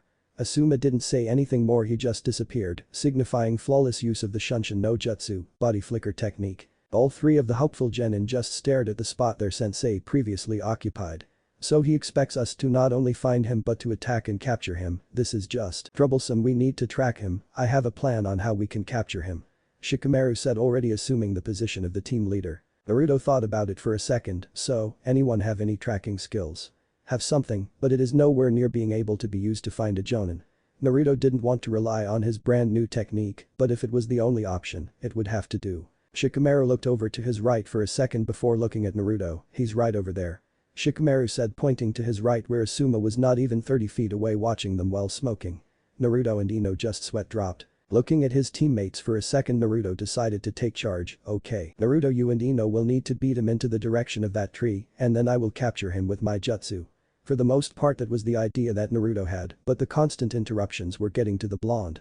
"He really needs to let me finish a damn sentence, it's really annoying that he keeps interrupting me." Naruto rushed forward tossing a shuriken at Asuma, then going for a low kick which the elite shinobi just jumped back from.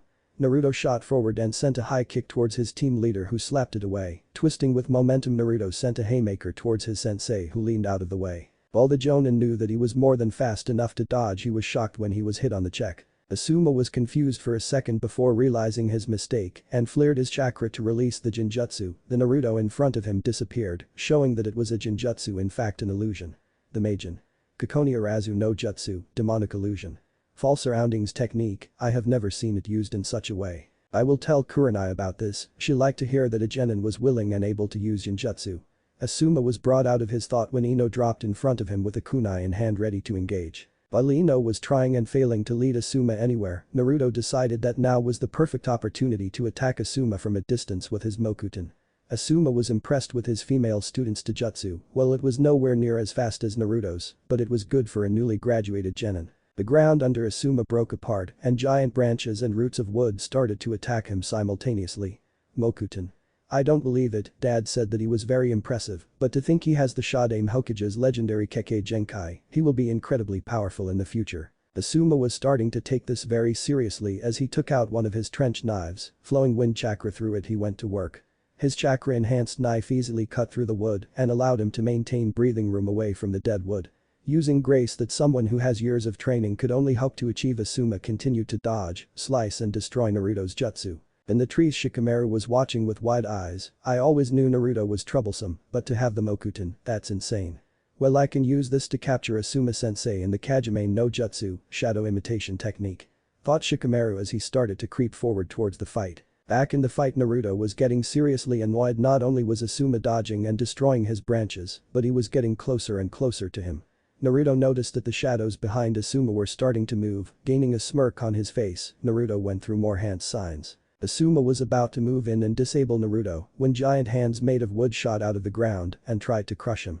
He did what any sane person would do and jumped back to gain some space, right into the Shikamaru's shadow. Shikamaru smirked when Asuma's foot hit the shadow. Kajime no Jutsu, shadow imitation technique, success. Shikamaru said loud enough for everyone to hear him. Ino came out of the forest where she was waiting for another opening after Naruto started to use his jutsu. That was incredible, Naruto-kun, Shikamaru. Ino didn't really do anything during the test, it was mostly Naruto and Shikamaru. Even though Shikamaru was just the one to capture Asuma, it was more than she did. Yes, it was. Good job, you three. Let me out of this jutsu, Shikamaru. Shikamaru complied and both of them started stretching a little. Now Naruto, that's quite the skill set you have there, Mokuton. 2 cents said that you were special, but I didn't think that much. Asuma didn't remotely think that he was capable of using the legendary Kekkei Genkai of the Shadame Hokage. Yeah, that was incredible. Was it really, Mokuton? Ino asked. She never expected that Naruto was not only a Senju, but a direct descendant to the Shadame Hokage. It was unreal. Yeah, I learned that I had this Kekkei Genkai when I was about 7 years old. But I unknowingly awakened it when I was 6 when I first activated my chakra. Naruto was happy that he finally got to tell people his own age, other than the ever-silent Sasuke, about his Kekkei Genkai. The Uchiha was never impressed with anything, just more or less pensive depending on the situation. Well, that's all well and good, and since you three successfully managed to capture me, I henceforth declare us Team 10. We'll start our missions tomorrow as well as team training. Oh, Naruto, what was that jutsu towards the end with all the wood arms? Asked Asuma. He was very intrigued with that technique, it has a lot of potential. Naruto perked up. This was the jutsu that caught his eye last night. It was the Mokuton. Hete no Jutsu, wood release. Laughing Buddha Jutsu, I started learning it last night. When I master the jutsu, the hands should be massive and the range will increase exponentially. Naruto couldn't wait until he mastered the jutsu, it was gonna be amazing. Asuma nodded. Cool, well, see you three tomorrow. Asuma left without another word to go and report to the Hokage. That was fun, you guys, but I need to get to the hospital. I promised my Oba-san that I would help her today after the exam. Naruto said before darting off before the other two could get a word in. If he was late, then he would have another shift as punishment, and as rewarding as healing people was, it was ridiculously tiring. Ino deflated at not getting another chance to spend time with Naruto, but shook it off with practiced ease. Well, Shikamaru, what do you have to do today? I have to go help my dad with the deer, not to mention train. My Ka-san is making me train even more since she heard I would be on the same team as Naruto, something about not being a burden or something. After seeing a little of what the blonde Senju was capable of, he had to admit that his mother was right. If he didn't start training to keep up, all he would end up being is dead weight. Ino nodded and left. She didn't have anything to do today, maybe she would go annoy Forehead. Yeah, that sounded like a lot of fun, plus she could see how her team did. Hokage's office. All the Jonin that were testing the new genin were standing at attention in front of the Hokage. Okay, let's get started. Who passed and who failed?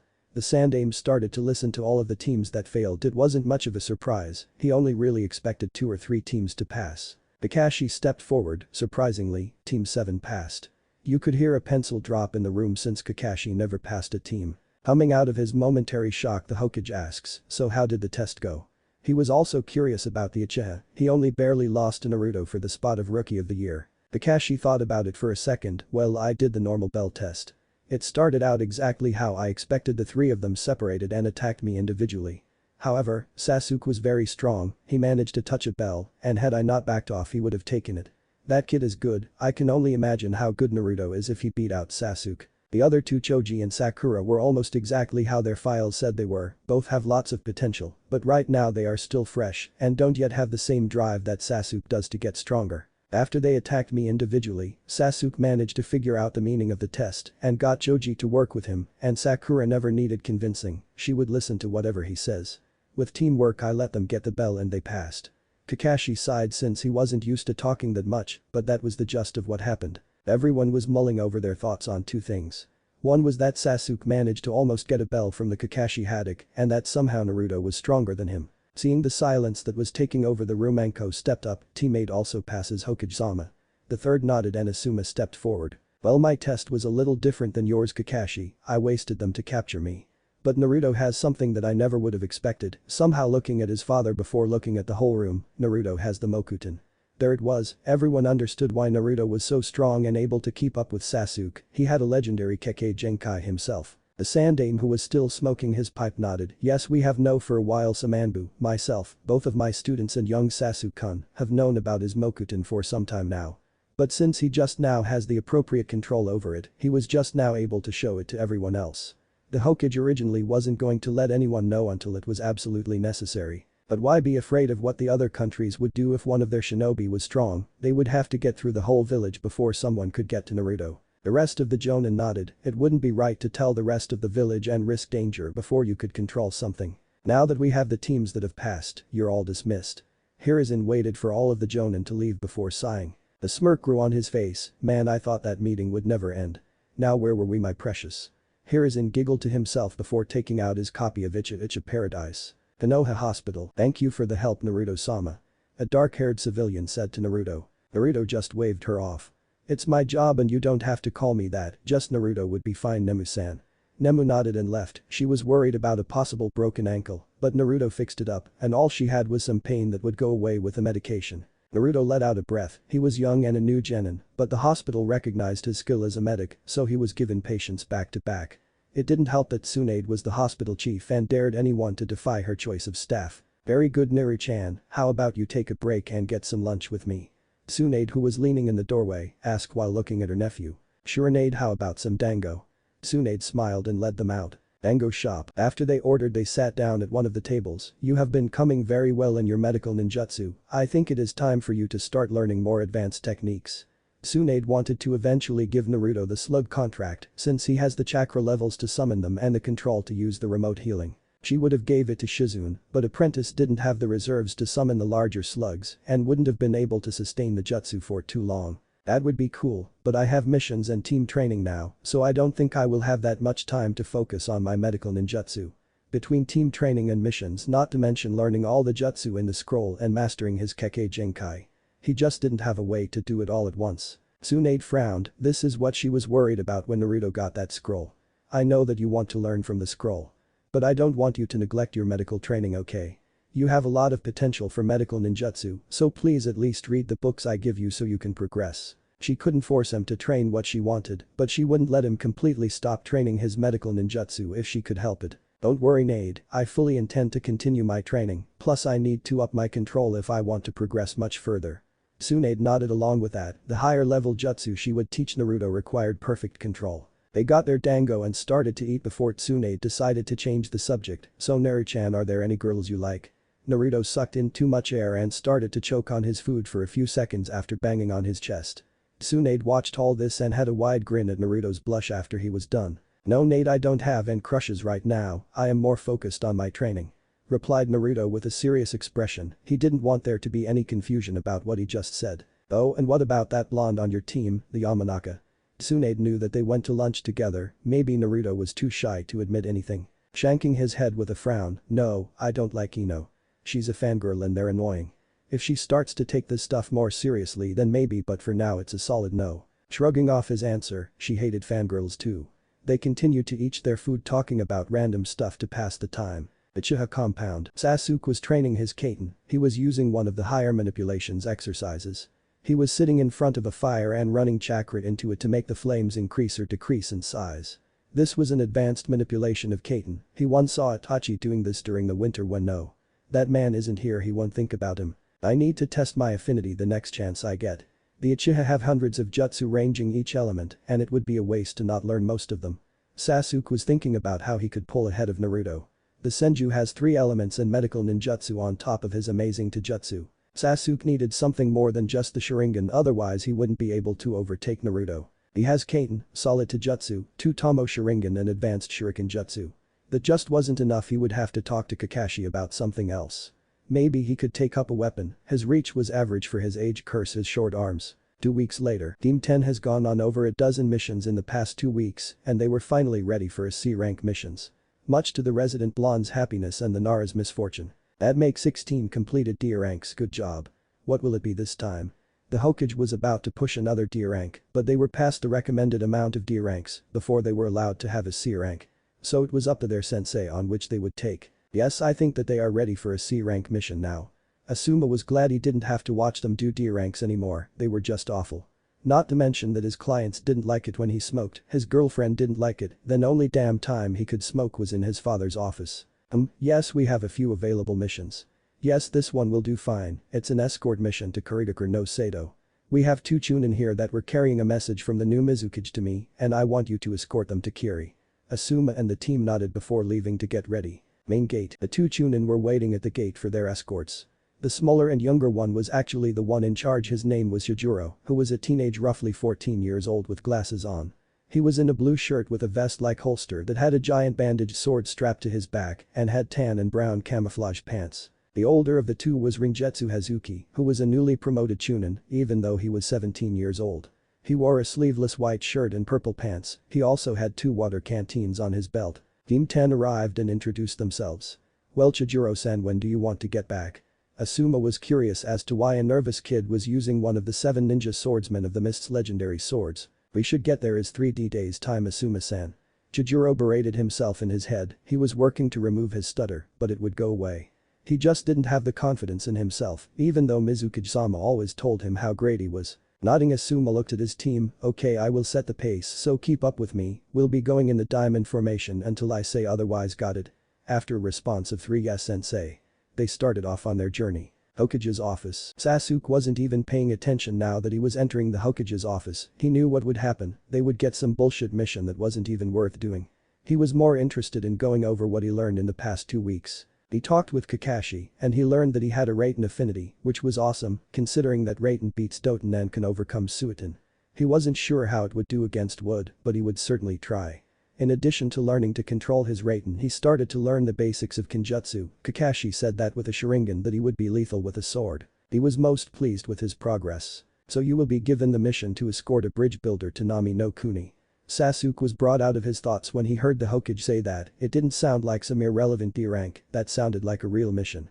He found himself even more pleased, the only thing that could make this even better was if that smoking hot sensei for teammate would be coming along.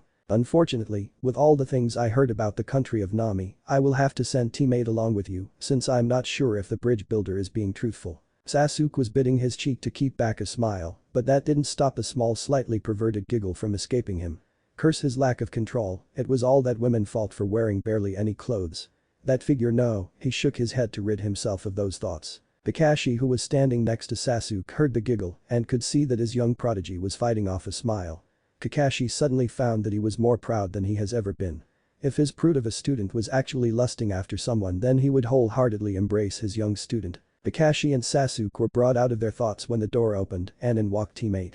Wanting to know who on the team Sasuke was thinking about, he watched his student's reaction and he wasn't disappointed. Sasuke was practically drooling over Anko. He managed to fight off any outward expression, but those eyes of his were the Sharingan and he was staring at Anko with a hungry expression.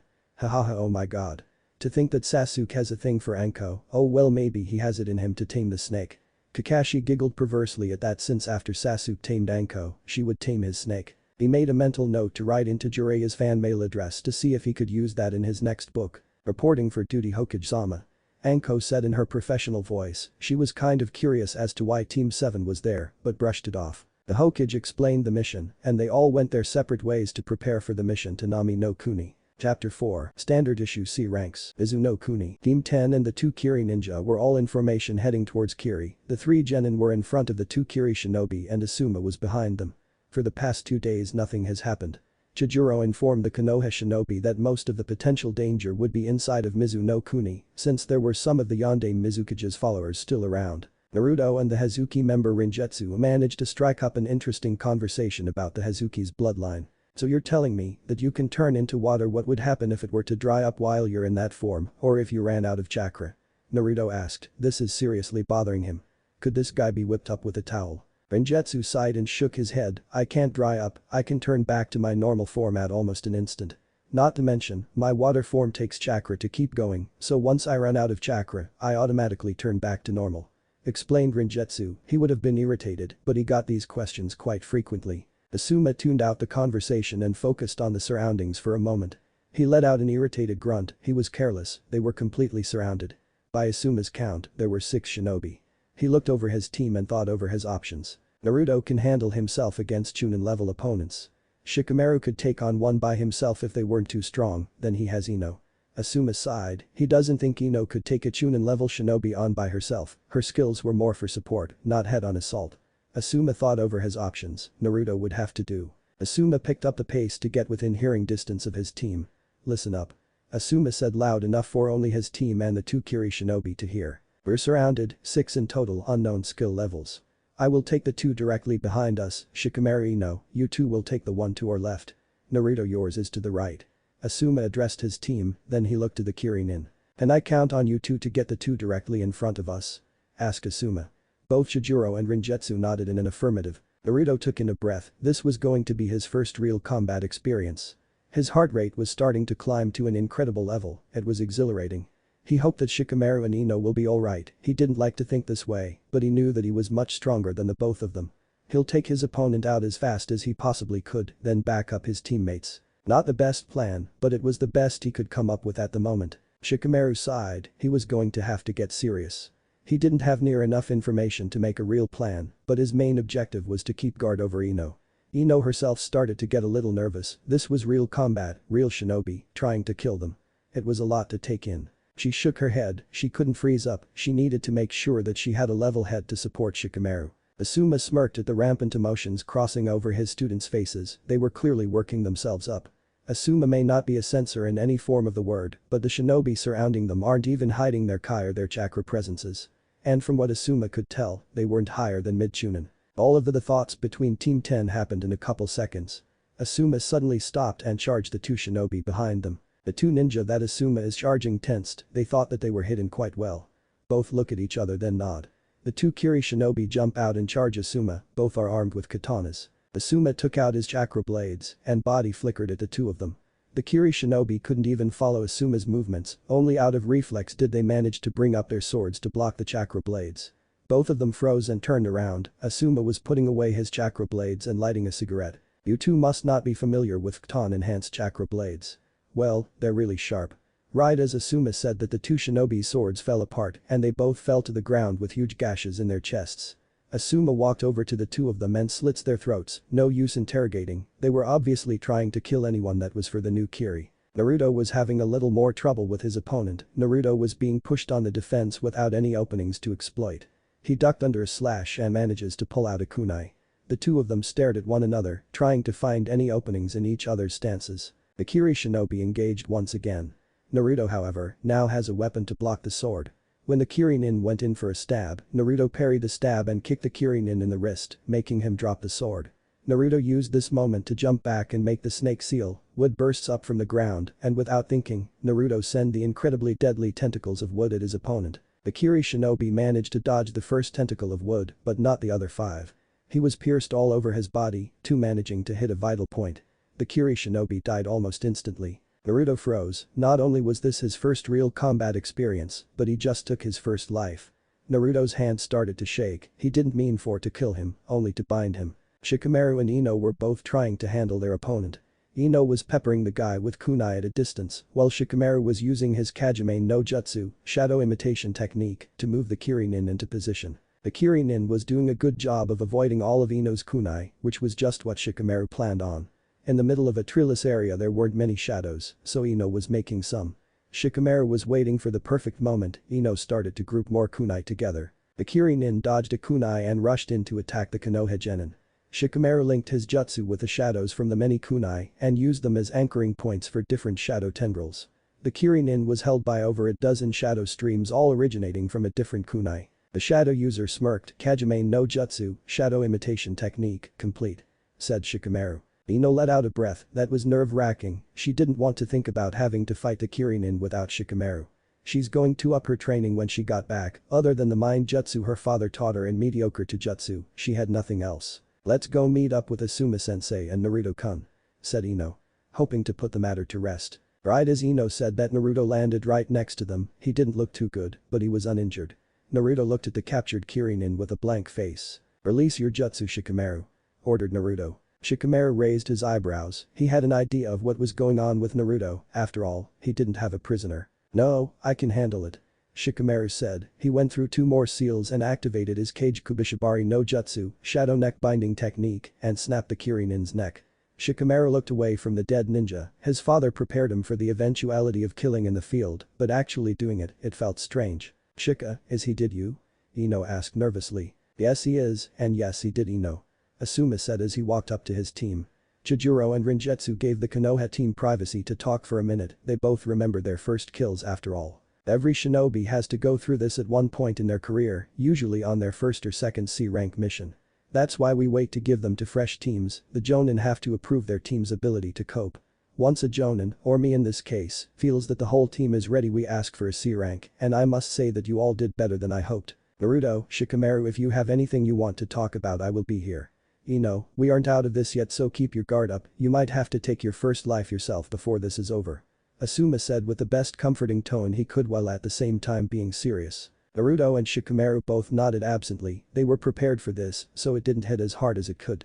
Ino on the other hand, was prepared by her father, but never really paid attention during his long lectures. Right now she wished she had. If you're all fine, we're going to keep moving. Said Asuma. Right as Asuma said that, the 2 Kiri shinobi walked over, Rinjetsu looked like he was about to explode from excitement, and Chijuro literally looked the same as he did from before the fight. Rinjetsu had a monster smirk on his face and walked up to Naruto, that jutsu, that's the legendary Mokuton. I want to spar with you once we get to Kiri. Rinjetsu was about to go off on a long tangent about legendary fights with Naruto, but Chijuro cut him off. We don't have tea time for this, Mizukage-sama is waiting. Let's go. Ordered Chijuro, but in his head he was resizing up the blonde Senju. Mizukage-sama will want to hear about this. Asuma nodded and he motioned for his team to get back into formation so they could proceed to Kurigakure no Sado. Naruto started running with his team, man this mission escalated quickly, I wonder what Sasuke's up to. If I remember correctly, he is on a C rank with teammate right now. Wondered Naruto. Nami no Kuni, Team 7 and 8 were currently locked in a vicious struggle against 2 missing nin. Kakashi and Anko were fighting against a demon of the mists Zabuza Mamachi. While Sasuke was fighting against Zabuza's companion. He was hiding from all of them until Hinata pointed out that someone was watching after looking around with her Byakugan. Sasuke was then ordered to engage the hiding shinobi with Shino as backup. Right now he's locked in a Taijutsu bout with a masked shinobi. Sasuke ducked under a kick and used the opportunity to unsheath his Shakudo and try to stab the masked nin in the heart. The masked ninja jumped back and threw dozens of senbon at Sasuke, who deflected them all easily with the help of his Sharingan. You're very impressive, but I will say that without those eyes of yours, you wouldn't be able to keep up. My name is Haku, by the way, if we are to continue this fight, I would like to know your name as well, Uchiha. Said the now named Haku. Sasuke Uchiha, now we've wasted enough time talking. Said Sasuke, he used a one-handed ram seal, and his sword started to glow and spark all over. It wasn't the most refined rate and manipulation, but it will be more than enough to deal with Haku. Sasuke charged in with a body flicker, Haku avoided the Uchiha's Raten enhanced sword and tried to turn him into a pincushion. Even with the Sharingan, Sasuke was hard-pressed to deflect all of the senbon coming at him. Using the second that Sasuke was distracted, Haku flared most of his chakra and used an unusual hand seal. The area around them dropped in temperature and all around Sasuke, mirrors made of ice formed making a dome. Haku stepped into one of the mirrors and his body was displayed on each mirror. This is over, nobody has ever escaped my jutsu, not even Zabuza-sama. I am truly sorry about what I have to do. Said Haku right before he started to unleash a seemingly endless barrage of senbon at insane speeds. Sasuke only focused on the senbon that were aimed at his vitals, the other ones he was forced to take. Haku stopped the barrage once Sasuke fell to one knee. Sasuke was panting from the exertion and pulled out the needles in his legs, then flashed through seals for a jutsu ending in the tiger seal. Sasuke unleashed his Kaiten Rika no Jutsu, fire release. Dragon fire jutsu towards the mirror he's facing. When the steam cleared, the mirror that Sasuke used his Kaiten jutsu on was barely melted. That's just not fair. Thought Sasuke. Right as he thought that he was attacked by hundreds of senbon. Sasuke was able to follow Haku's movements but was unable to counter-attack. When Haku's 1000-needle barrage ended, Sasuke noticed a small bug on his sword. Looking closer, Sasuke saw several bugs on his sword and with his Sharingan, he could see bugs crawling on all of the mirrors. Sasuke smirked, well Haku, it seems that this is the end. Sasuke said. Yes, and I am truly sorry for having to kill you. Said Haku. Sasuke's sword bursted with Raiten chakra and he flickered toward the mirror holding the real Haku. As the blade approached, Haku shook his head at the tactic, his master always tried that, but it never worked for him. What made the Uchiha think that it would work for him? Right as those thoughts went through the ice user's mind, Sasuke stabbed Haku right in the chest right though the ice mirror. Haku's eyes widened, how on earth did the Uchiha manage to do what Zabuza never could? If you're wondering how, right over there is someone who's backing me up. He specializes in draining chakra and I suspect that he has been doing it the whole time. But unlike you, I'm not truly sorry for this. Sasuke said as he removed his sword from the now dead Haku's chest. I apologize at how long it took to drain enough chakra from the mirrors. Each had a large amount of chakra that the few number of beetles were hard-pressed to drain in a timely fashion. Said Shino in his usual flat voice. It's fine, we handled it. Sasuke said while wiping his sword off. Neither commented on the fact that Sasuke just killed someone. The Abiram were taught from a very young age to control their emotions, and one of Sasuke's life goals was to kill his big brother, so he's comfortable with killing. We should return to Anko-sensei and Kakashi Taicho. Said Shino. Sasuke wordlessly nodded and started to walk back to the clearing where the rest of their group was fighting. Zabuza wasn't having a good time, he's quite sure that he was poisoned by the snake lady, and the copy ninja would have been enough on his own without blurry vision. Kakashi kicked Zabuza toward the water, right as Zabuza landed Kakashi saw Sasuke and Shino return from where they were fighting Zabuza's partner. Kakashi let out a breath that he didn't know he was holding, he was glad that both of them were okay. Haku Zabuza's companion is dead Anko-sensei. Droned Shino. He merely pushed up his sunglasses as he observed the surrounding reactions to his report. The surrounding genin all looked at Shino and Sasuke with wide eyes, Anko turned to them with a smile. Good job you two, Kakashi, and I are about to wrap this up. Right Kakashi? Asked Anko already knowing the answer. Kakashi flashed through 3 seals and chakra condensed around his right hand.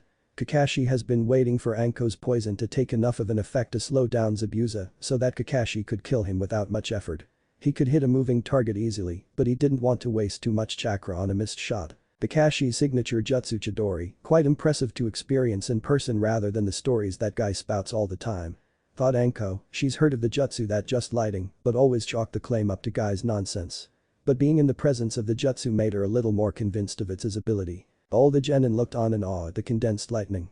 None of them have felt such a strong jutsu. Sasuke smirked to himself, with his eyes active he copied the jutsu.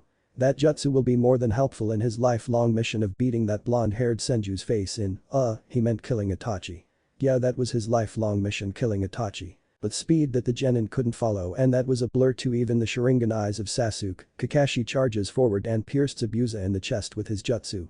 Zabuza let out a pain groan as his blood shot out his back onto the ground. Kakashi's nose twitched in disgust, having his arm in someone's chest was nasty business. Kakashi pulled his arm from Zabuza's chest and threw him into the lake they were standing on. Anko walked over and sealed Kibakurabacho into a scroll, it should be worth quite the fortune to carry. Kakashi flickered over to the genin and Tazuna, okay everyone, let's continue on. I doubt that we will have any more missing nin attacking us. Sasuke, I would like to talk to you for a moment. Kakashi said to everyone before leading Sasuke away from the group. I know you most likely copied my Chidori, when we get back to the village I will start training you to use it. Don't try to use it until I give you the training for it. Instructed Kakashi. He isn't mad that Sasuke copied his jutsu, that would be incredibly hypocritical since Kakashi has copied hundreds of jutsu himself. Sasuke nodded and followed Kakashi back to the others, he wondered what Naruto was doing right now. He remembered hearing that Naruto got a C rank mission himself. Maybe they could have a spar when they got back to the village after their missions. Barigakure no Sato. Mizukage's office. The Mizukage was a young woman by the name of Mei Terumi. She's the holder of 2 Kekkei Genkai, the Imton and Funton. She was the leader of the Bloodline rebels during the Kiri Civil War and took up the mantle of Mizukage when they managed to kill Yagura. Mei was a very beautiful woman, long auburn hair and in a blue dress that showed off a generous amount of cleavage. "Thank you for escorting my men back, Konoha Shinobi. Tell Hokage Dono that I'll be accepting his offer next time and the courtesy is extended to him as well," said Mei with a smile. Naruto and Asuma were both pushing back the drool that wants to escape their mouths at the sight of the gorgeous Mizukage. Asuma was in a committed relationship with Kurenai, but the Mizukage was easily one of the most beautiful women he's ever met. Naruto just enjoyed looking at the red-headed village leader. "She's a definite 10. Both teacher and student thought at the same time. Asuma cleared his throat. "If that is all, Mizukage-sama, my team and I will be returning to Konoha," said Asuma. Mei smiled while looking over the team. She didn't see anything special about the dark-haired boy or the girl. But the blonde boy bears a striking resemblance to Minato Namikaze. She would have to look into this further, especially since he said his name is Naruto Senju.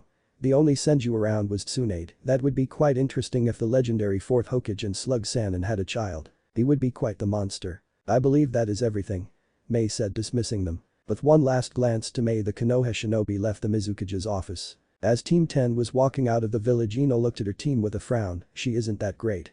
Stop daydreaming," Ino yelled. She's tired of seeing her team drool over the Mizukage, who Ino didn't even think was all that great. Shikamaru looked at Ino with a sly smirk. "I didn't take you for being the jealous type," he said before Ino clobbered him over the head with a growl. Naruto and Asuma sweat dropped while watching Ino scream Shikamaru's ear off. But that Team 10 started their 3-day journey back to Konoha. Nami no Kuni. Sasuke was currently training his water walking skills under the bridge that the rest of his team was on top of guarding. So far, while they have been in Nami, nothing has happened, no attacks, nothing. Kakashi and Anko have been talking about something quietly since they got to the bridge builder's house, but Sasuke wasn't interested in listening to them. Right now Sasuke was just wondering why they were still there. The mission was to protect Izuna on the way to Nami, not guard him while he finished his bridge. Sasuke wanted to go back to the village, train, practice his new Chidori, and spar with Naruto. Kakashi refused to give Sasuke the exercises for mastering the jutsu until they got back to the village, so he was forced to work on water walking. Sasuke, now more than ever, was cursing his luck for the team he was a part of, since neither of them were very good sparring partners. Choji didn't train outside of his clan other than chakra control. Sakura, well, he wasn't sure if she had trained since she received her headband. Both of them are seriously mediocre. He couldn't wait until he was a Chunin and he could leave the team. Sasuke was brought out of his thoughts when he heard a bunch of yelling and commotion from atop the bridge. Using the tree walking exercise to run up the bridge, he saw that the businessman, whose name he couldn't quite remember, has gathered a small bandit army to kill them. What a foolish fool. Sasuke walked up and took a position right next to Kakashi. The man didn't look any different than he did when they met for team training. The guy was unflappable. If he signals his army to attack, myself and Anko will lead the charge. Sasuke, Kiba and Choji will be right behind, Shino will be support, while Hinata and Sakura guard the bridge builder," ordered Kakashi. From what Anko has told him about Hinata, she's much too timid to handle killing this many people, bandits or otherwise. Sakura was neither that weak or timid, he just doubts that she would be any use on the front lines, or that she's particularly ready to kill yet. Beto smirked at the 8 ninja guarding the bridge builder. They didn't stand a chance against 60 bandits. Gato took his cigar out of his mouth. "Kill them all, boys. Leave the purple-haired one alive, she's much too pretty to die here," ordered Gato while eyeing the purple-haired women lustfully. Sasuke took a step forward in the direction of Anko. He will not allow her to be taken, she's much too hot for that. Kakashi noticed what Sasuke was doing and smirked. He'll definitely tell Anko about Sasuke's little crush after this mission if she didn't notice herself. As the bandits charged forward, so did the Konoha Shinobi. Anko and Kakashi made short work of the bandits. Sasuke, Kiba and Choji were slicing, drilling and crushing their opponents without hesitation, much to the latter's shock at his own mercilessness. Shino was using his bugs to drain their chakra. They may not be shinobi, but everything had chakra. Choji was starting to feel a little lightheaded from all the killing. He didn't even like to hurt anyone, but here he was, killing bandits. Sasuke didn't particularly care that he was killing them. They stood in his way, they were bandits, and they wanted to do unspeakable things to Anko. They will all die. Kiba and Akamaru were using their Gatsuka, Fang passing Fang, to take apart the enemy. In the span of roughly 3 minutes, Gato watched his entire army get reduced to nothing. Now he was surrounded by 6 ninja, all looking at him like he was some kind of bad person. What did he ever do to these people? He was just a humble businessman that loved children. If you'll let me alive, I can give you anything you want. Money, you name it. It's yours. All off the shinobi look on with a lack of empathy. They have heard what this tyrant has done to this country. Now when faced with the consequences, he was groveling at their feet. Pathetic. Sasuke walked forward with his sword. There is one thing you can give us, said Sasuke with his Sharingan activated. Gedo's eyes widened, he let out a breath and stood up. I forgot that you ninja all work for a price. Tell me, what's your price? Asked a now confident Gedo. They liked money and he had a little more than a shit ton of it. Sasuke plunged his sword into Gedo's chest without hesitation. Your life, Sasuke said coolly. After all the killing they just did, nobody was surprised that Sasuke killed Gedo. Anko walked up behind Sasuke and pressed herself into his back. Her curvy body pressed completely into him and she rubbed herself on him a few times for good measure. I gotta say, that was quite hot. If you were a little older I would make you deal with the now soaking situation I have going on right now, Anko whispered into Sasuke's ear. Sasuke's nose bursted with blood before he passed out with a grin on his face. Kakashi giggled next to them. With chakra-enhanced hearing he managed to hear everything Anko just said. He made a mental note to write everything down so he could send it to Jiraiya. He could see it now. Icha he behind. Kakashi bent down to pick up his student. Well, now that that problem is dealt with, I think that we can rest easy. Unless this country has another tyrant hiding in the woodwork, said Kakashi with a slight chuckle. Hanahagakure no Sato, Hokage's office. Team 10 just finished giving their report of their C-rank mission. Hiruzen was nodding over what he was told and let out the smoke in his lungs in the form of a ring. Well done Team 10, you're dismissed. Asuma, stay for a moment, ordered the Descendant. After the genin left, Hiruzen put down his pipe. In about 1 month the Chunin exams are going to be held here. I want Naruto to compete, Hiruzen said, not beating around the bush whatsoever. Asuma frowned. It's the Jonin's choice whether or not to include his genin in the Chunin exam, said Asuma, peeved that he was being ordered to put his genin into the Chunin exams barely 3 months out of the academy. We both know that Naruto's more than strong enough. I know that he's pushing mid to even high Chunin. If it makes you feel any better, I'm going to tell Kakashi the same thing for Sasuke. Both Naruto and Sasuke will show that Konoha's founding clans are still very strong and very much a threat, explained Hiruzen. It may sound like too much, but the village's reputation was said to be the strongest of the 5, but right now he doubted that they could beat Kumo as they were. So he needed to make sure their image was top-notch. Asuma didn't like it, but when it came down to it his dad was the boss. Hi Tusan, I'll start preparing them. If that is all. Hiruzen waved his son off. Hiruzen looked over the applicants for the upcoming Chunin exam. Suna was sending a team which was comprised of the Yondaime Kazukiya's children, one of whom was their Jinchuriki. It might be time for Tenzo to teach Naruto that jutsu. Senju compound. Naruto burst into his home and ran into the kitchen to get some food. When he entered the kitchen he was greeted by the sight of his Oba-san drinking sake while reading a very peculiar orange book with a blush. Wow Oba-san. I never took you for the hypocritical type, Naruto said, who was reading certified porn and was a well-known pervert hater. Tsunade scrambled to put away her book with an embarrassed blush across her cheeks. Never speak a word of this to anyone, ever, especially to Jiraiya. Lord knows he'll never let it go, said Tsunade while sending a glare at Naruto, which was ineffective with her dazed look. Naruto nodded his head. I won't say anything, but can I finally see what's in that book? If you can read it, why can't I? Whined Naruto. He's only ever heard about what was in the book. He wanted to know why it's so popular and all the stores in the village refused to sell it to him because of his Oba-san. No. You will not read this and become a pervert. I only read this when I'm drunk or almost drunk, said Tsunade. Naruto deadpanned after hearing that. She was always drunk or almost drunk, it was her base setting. Anyway, how was your mission? Tsunade asked, both wanting to change the subject and interested to hear how Naruto's first C rank went. I had to kill someone, Naruto muttered lowly with his head down. It really hurt him as a medic to have to take a life when he was supposed to be someone who saved them. He felt arms wrap around him and was brought into a hug, not one of the normal suffocating hugs, but a tender embrace from his Oba-san. Naruto buried his head in the crook of Tsunade's neck. I know what it feels like to be a medic and take a life. But you are also a shinobi, and that is what you have to do in this line of work, Tsunade said in the most soothing voice she could while rubbing her Naruto-chan's blonde hair. Naruto let go of the hug and backed up. The mission for the most part was fine. The new Mizukage. Naruto trailed off, his eyes glazing over. Tsunade looked at him curiously as she waited for him to continue. Getting tired of waiting, Tsunade finger flicked Naruto in the forehead, launching him across the room, leaving a Naruto-sized crater in the wall. Well, Tsunade said, gesturing for him to continue. She's a definite 10 out of 10, maybe even higher. I can honestly say that she is very Naruto is cut off by a slap to the head. She is very attractive and a strong leader. Finished Naruto professionally. Tsunade's eyebrow was twitching but just walked away without another word. Obviously Naruto was back to normal.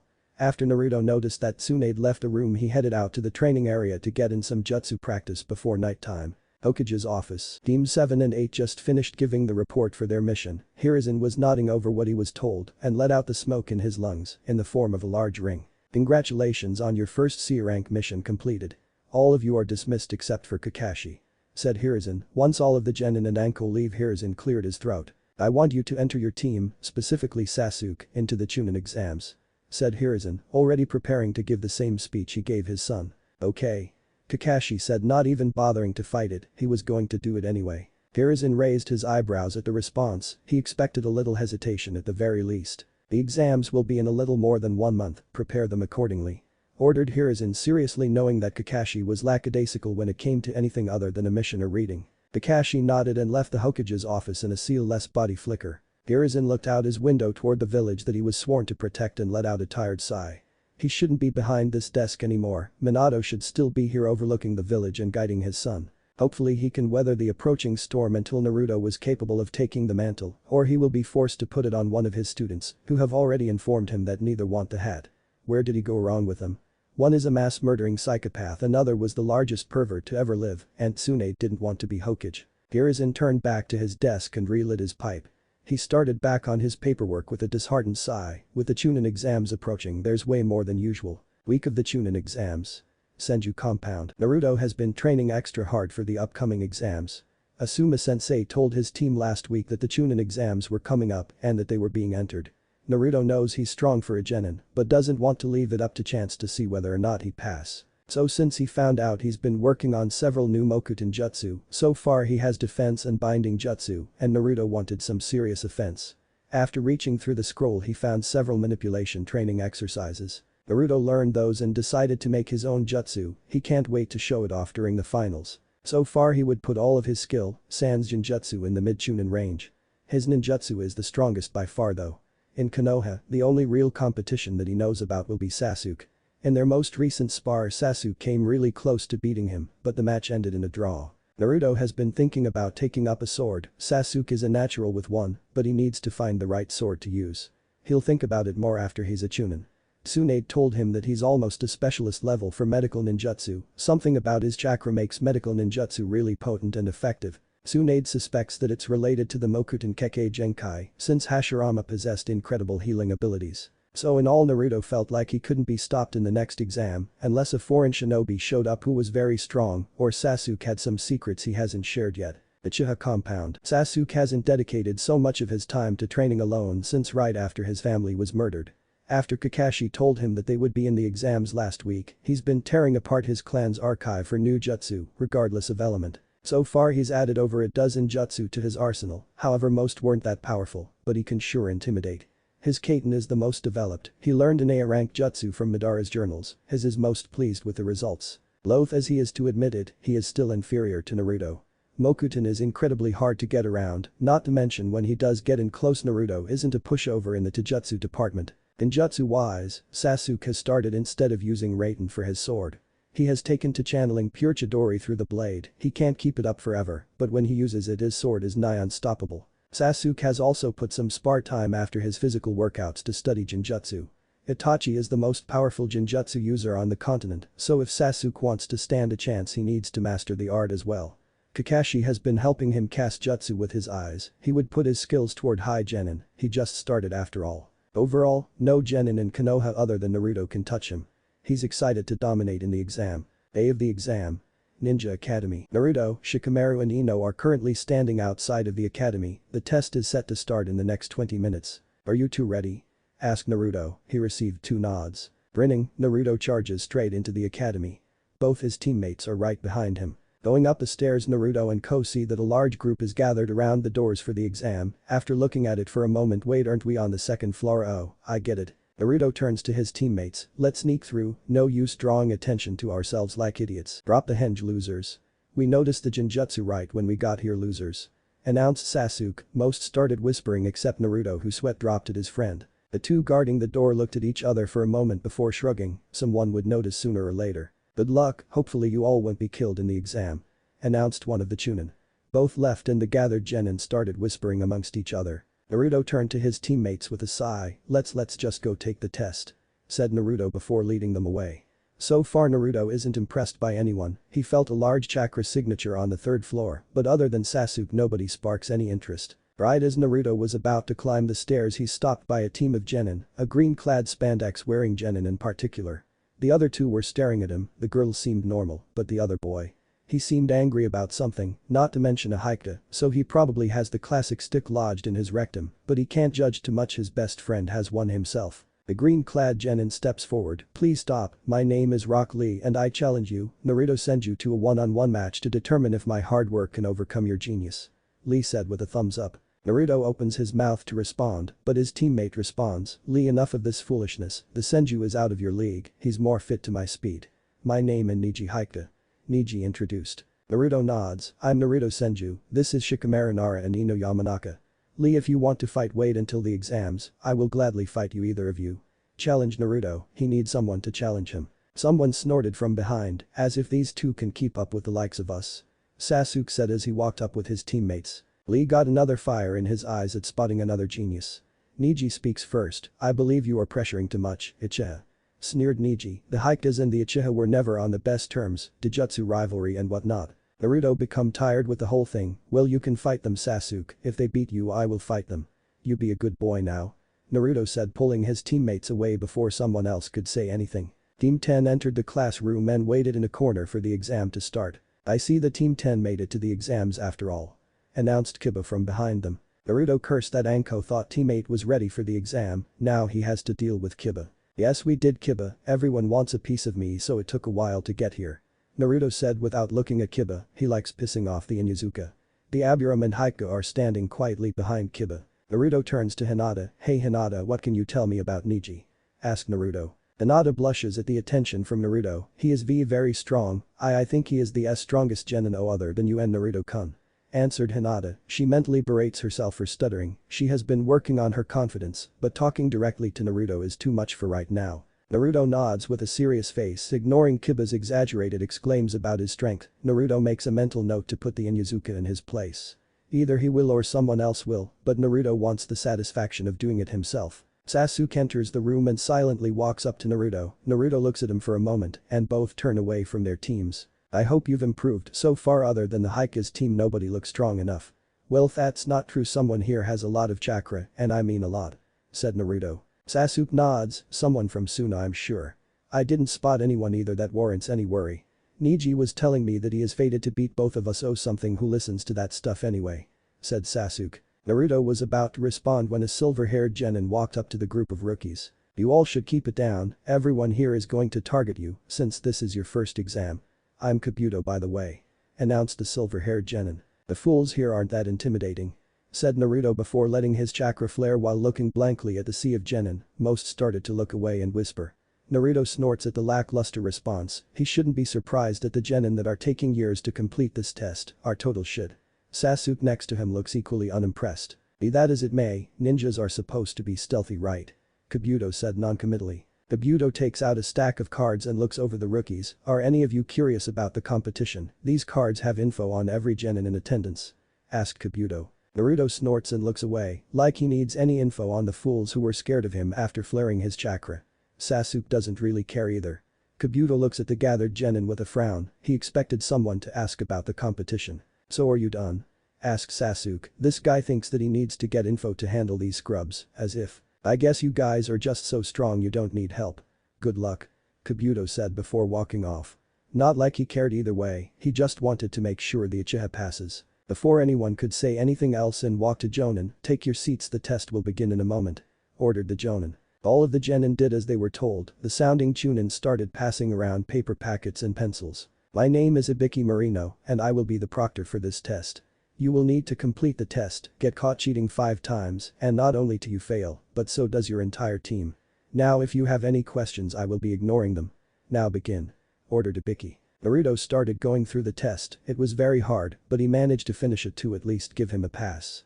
Naruto surveyed the room, most genin have a different technique for cheating, or are just smart enough to do the test themselves. After an hour Ibiki cleared his throat, gathering everyone's attention. Now you have one last question to answer.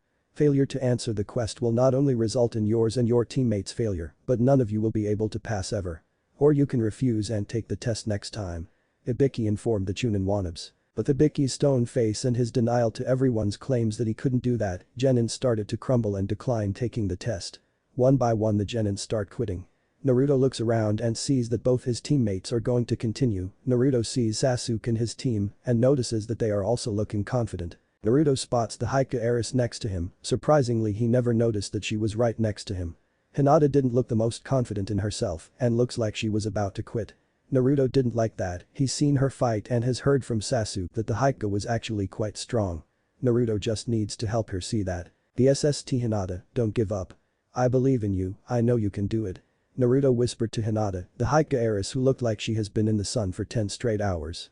Naruto doesn't know why she's all red, but she looks more confident now, so Ibiki looked over the remaining genin. There are more than he likes, but enough to let them go. Now for the final question, you pass. Announced Ibiki. Naruto blinked for a moment, so it was a test of courage. Ah, whatever, I passed. Though Naruto. Ibiki goes on to explain why everyone passed and took off his bandana. Naruto just focused on the new jutsu he's been trying to make. Naruto is brought out of his thoughts when the door opened and another jonin walked in. Hello, my name is Kurenai Yuhi, follow me to the next test. Kurenai said before leaving the room. Training ground 44. After arriving to the training ground, Naruto looks around at the surviving genin. The Sand and Odo team are the only ones who stood out aside from the Konoha teams. Naruto froze when he stretched his senses. When he looked over, he locked eyes with a girl from Kusa. She didn't seem out of the ordinary, but Naruto could feel the chakra emanating from the girl. She has more chakra than his Oba-san, which isn't good. Naruto looks around for a moment and walks off. None of the surround ninja notice or care that Naruto walked off. Naruto walks behind a tree and sends a burst of chakra into the tree. After a moment Naruto turns around and 3 Anbu are looking directly at him. Naruto nods to a certain Tora operative who nods back. What is the problem, Senju-san? Asked Tora. Naruto frowns, the Kusa Kunoichi, she has more chakra than Tsunade Oba-san and is hiding it almost perfectly. I had to really focus to feel it. That can't be good, right? The Anbu look towards each other and nod. Tora steps forward, thank you for bringing this to our attention, Senju-san. Please keep this to yourselves for now until we handle this. Tora said before the Anbu just left. Naruto frowns, they just left him with nothing, he has to go out there and potentially fight that monster. Naruto has a lot of chakra, especially for his age, but his Oba-san has almost twice as much he does, and a genin with more chakra than that is not to be trifled with. Naruto walks back to the area and joins his team. Shikamaru raised his eyebrow at his teammate's momentary disappearance, but pushes it aside to focus on the test. What do you think we should do, Shikamaru? Asked Naruto. Shikamaru sighed and muttered his favorite word, I think we should run straight for the tower, either you or Ino will notice some near, and we can take them out on the way. I don't want to stay in the forest longer than we need to. Said Shikamaru. Naruto and Ino nodded, simple and straight to the point, just like Team 10 likes. Sounds good. Said Naruto while Ino smiled. Kurenai and the Chunin start to pass out the scrolls. When everyone is done, Kurenai presses the red button behind her and all of the gates open, and the genin rush in. Next day, it's not like Naruto thought that they would get through the exam in a few hours, but he expected them to be finished within a few hours. He and Ino haven't felt and chakra signatures around, nor have they just flat out seen anyone. He gets that it's a big forest, but where is everyone? Shikamaru and Ino were both feeling similar to their blonde male teammate. Naruto is about to suggest that they switch tactics when he and Ino both freeze and look to the south. Ino, you felt it too? Asked Naruto. I can feel a team heading towards this way. We should get ready, they will most likely be here in a few minutes. Said Ino. Naruto may have sensory abilities, but at the moment they were inferior to Ino's. Shikamaru just nods, his blonde teammates could feel a team approaching, yet all he can feel is tired, but whatever. Naruto and Ko climb up the trees to get into a higher position and await the team. Minutes go by and an older team from AIM arrives. Naruto sends a signal to his teammates to attack. Naruto uses the snake seal, and below the AIM team, wood springs up from the ground trying to bind them. While the AIM team is in the air to avoid the wood, they are hit by a large number of kunai courtesy of Ino, and when they fall to the ground all three are trapped by a shadow. Shikamaru smirks, his team has very good teamwork. The AIM team is then grabbed around the necks by branches and is choked out. Naruto starts checking over the bodies and smiles. We got the earth scroll, let's get to the tower. Exclaimed Naruto. Shikamaru smiled, he was worried that they would be stuck in this forest the whole time, now he can go to the tower and sleep in a bed, perfect. Let's go Naruto-kun, Shika. Ordered Ino before jumping away. Naruto shakes his head at Ino's bossiness. She loves being in charge, whatever, he'll let her have her fun. Both of the male members glance at each other before following their teammate towards the tower. But Team 7. Sasuke listened quietly to Choji and Sakura talk about random things. He doesn't want to admit it, but Sasuke may start to think of these two as his friends, not like Naruto but his friends nonetheless. Sasuke hasn't felt any chakra signatures that would be an enemy team. Sasuke is by no means a sensor, but he can pick out a chakra signature better than most non-sensor shinobi. Sasuke is about to say something when he feels a chill go down his spine. Sasuke flashes through seals and uses Kaiten. Jikito Nami no Gozen Furu, fire release. Roaring wave of majestic fury. This is Sasuke's newest jutsu. It starts as a knee-high wave of flame that then becomes a huge wave of flames. Sakura and Choji look at the high-level fire jutsu with awe and confusion. Why is Sasuke randomly using a jutsu of this level? Before anyone could ask him, a wall of earth raises from the ground and a laugh is heard through the area. My Sasuke-kun. You are certainly stronger than I expected. An amused voice says from behind the wall. A very pale man with an Odo headband and tan clothes with a purple rope bow tie around his waist. Sasuke immediately recognizes his as the snake Sanin Orochimaru. This could be bad. Now I want to test out Sasuke-kun, so you two. Orochimaru makes a hand sign, and a powerful gust of wind blows both Sakura and Choji away, and Orochimaru summons a large snake to kill them. Now Sasuke-kun, shall we begin? Taunted Orochimaru. Sasuke growled at the Sanin and unsheathes his sword and flickers in at the Sanin. Orochimaru takes a kunai out to block the sword, and right as Sasuke was about to hit the Sanin, he channels Chidori through the blade and slices through the kunai and cut Orochimaru in half, causing him to turn into mud. Sasuke is then blindsided by the Sanin and is on the receiving end of a clearly superior Taijutsu user. Sasuke manages to bat away the Sanin thanks to his Sharingan. Sasuke flies through seals and uses Kaiten. Kankakek no Jutsu, fire release. Grand fireball technique. Orochimaru easily dodges and goes back on the offense. Orochimaru decides to test the Uchiha's Kenjutsu. Being a master himself, he wants to see what his future vessel is capable of. Orochimaru starts to engage at a fast pace. Sasuke uses his Sharingan to its full capabilities and keeps up for the most part. Orochimaru is impressed with his future vessel. He's keeping up at a high Chunin level. He decides to go even faster. Sasuke pushes himself to his peak speed and manages to keep up for the most part, but is on the receiving end of a few slashes. Orochimaru reflects a slash from Sasuke and bats him away and hold up his palm. I have seen quite enough, Sasuke-kun. You are very impressive. Had this been wartime where you could gather experience much faster, I have to say you could be at Jonin level already, much like your brother. Praised Orochimaru, who was building chakra for a jutsu discreetly. Sasuke used this moment to take a breather. He hasn't ever had to go that strong for that long. Usually his fights with Naruto don't last this long, either they mutually give up or Naruto wins. Not to mention he hasn't managed to get a serious hit in. I want to extend you an offer, Sasuke-kun, an offer of power. Join me and you can become even more powerful than not only your brother, but even your legendary ancestor Madara Uchiha. Only through my teachings can you hope to achieve this level. You can't believe that training with the Senju and Haddock that you can become strong enough. I will leave you with this gift. You will search me out for power and I will give it to you without qualm. Said Orochimaru. Sasuke stayed quiet through the whole speech. He would be lying if he didn't agree with the Sanin. He needs someone stronger to train him if he wants to stand against his brother. Sasuke couldn't avoid Orochimaru, who extended his neck and bit Sasuke on the neck and left a seal. Sasuke-kun. Was the last thing Sasuke heard before he blacked from the pain. Sakura and Choji grabbed their teammate and moved to a new area. They need to look over Sasuke before they go for a scroll. Training ground 44. Central Tower. Team 10 arrived the tower and were given a speech about being a Chunin and balancing knowledge and power. Naruto just absorbed it and went to eat, Ino went to take a shower, and Shikamaru went to take a nap. Naruto noticed that the only team that's made it to the tower is the team from Suna, the one that makes Naruto feel weird. Something about the red head puts Naruto on edge. Fifth day, all of the genin who passed the second test arrived to the arena. Naruto noticed that an Odo team, the Suna team, an older Konoha team, and the Rookie 9. Naruto is impressed that Team 8 passed. Sasuke is strong enough to make sure his team passes, but who on Team 8 kept them moving forward? Probably Shino. Guranai steps forward. Congratulations on passing the second test and showing your skills, but there are too many of you and we need a preliminary tournament before we proceed. That was met with outrage from a select few of genin, mostly Kiba. Hade stepped forward and settled down the room. Yes, this is for real. My name is Gekko Hade and I will be the proctor for the preliminary matches. Now your names would be on the screen behind me and the two people called with fight. The winner goes to the finals. Said Hade. The first names were on the screen, Sasuke Uchiha vs Yoroi Akato. The rest of the room went to the viewing area. As Naruto passed Sasuke, he noticed that he was clenching his shoulder in pain. He made a note to ask about it later. Hayate signaled for the match to start. Sasuke didn't move, opting to stay on the defense. Yoroi rushed in without hesitation. Right as he was about to punch Sasuke, his hand started to glow and he grabbed a hold of Sasuke's arm. Sasuke was surprised by the tactic but understood as he started to feel his chakra draining. Sasuke decided to end the fight and punched Yoroi in the gut and elbowed him in the back of the neck. It wasn't very exciting, but Sasuke wasn't trying to impress. "Winner Sasuke Uchiha," announced Hayate, which was met with clapping and Sakura's loud cheers. As the board started to spin, Sasuke is taken by Kakashi to deal with his seal. Naruto noticed this as well and frowned. What the hell is going on? The board stopped. Temari vs Tenten. Team Guy's resident Taijutsu user's cheers could be heard for miles as Tenten takes the floor.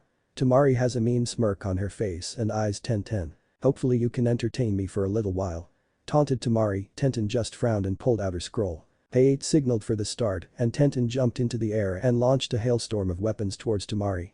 All of the weapons change directions and miss. Everyone who knows Tenten looks on with shock. She never misses. "Looks like I won this match if that's all you can do," commented Temari. Her only noticeable change was that her fan was slightly open and a purple circle is showing on it. Tenten growled and uses her best move, the Smshmrik, Twin Rising Dragons. Tenten releases a ridiculous amount of weapons at Temari, who unleashes a powerful gust of wind offsetting all of the weapons. Tenten didn't let that bother her as she has all of the weapons attached to ninja wire and tried to swing them at Temari. Temari backflips and blows all the weapons away and uses Kamitachi no Jutsu, sickle weasel technique, on Tenten, who is midair. Tenten is on the receiving end of a tornado of razor winds. She falls to the ground unconscious. Ai catches his student before she can land on the floor. "If you were to face any other genin, I think you would have won or put up a much better fight, Tenten-chan, but this girl was your worst opponent," thought Guy. Naruto frowned at the match. It could have been much better if either were facing an opponent that would make a better match, not a horribly uneven match. Oh well, the life as a ninja is never fair. The screen flashed names. Sakura Haruno vs Ino Yamanaka. Naruto and Shikamaru look at Ino with a worried gaze. Naruto walks forward towards his female teammate. "Ino, don't worry, okay? I know you can do it," encouraged Naruto with a smile. Shikamaru was about to say something but is silenced by Asuma. When he looked at his sensei, he had a small smile on his face. Ino didn't look away from the names until she heard Naruto. "Thanks Naruto-kun, if I win would you want to get some more ramen afterwards?" asked a hopeful Ino. Naruto smiled and nodded, hoping that it will give her some motivation.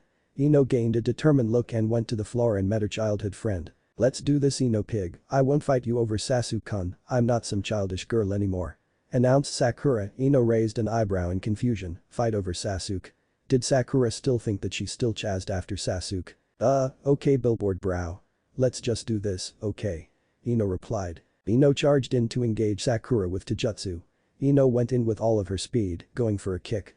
Sakura ducked under the kick and went for a 3-punch combo. Ino leaned out of the way of the first punch, blocked the second and redirected the third before kneeing Sakura and spin kicking Sakura, making her tumble away. Naruto smiles at Ino. Her Taijutsu has really improved since becoming a genin.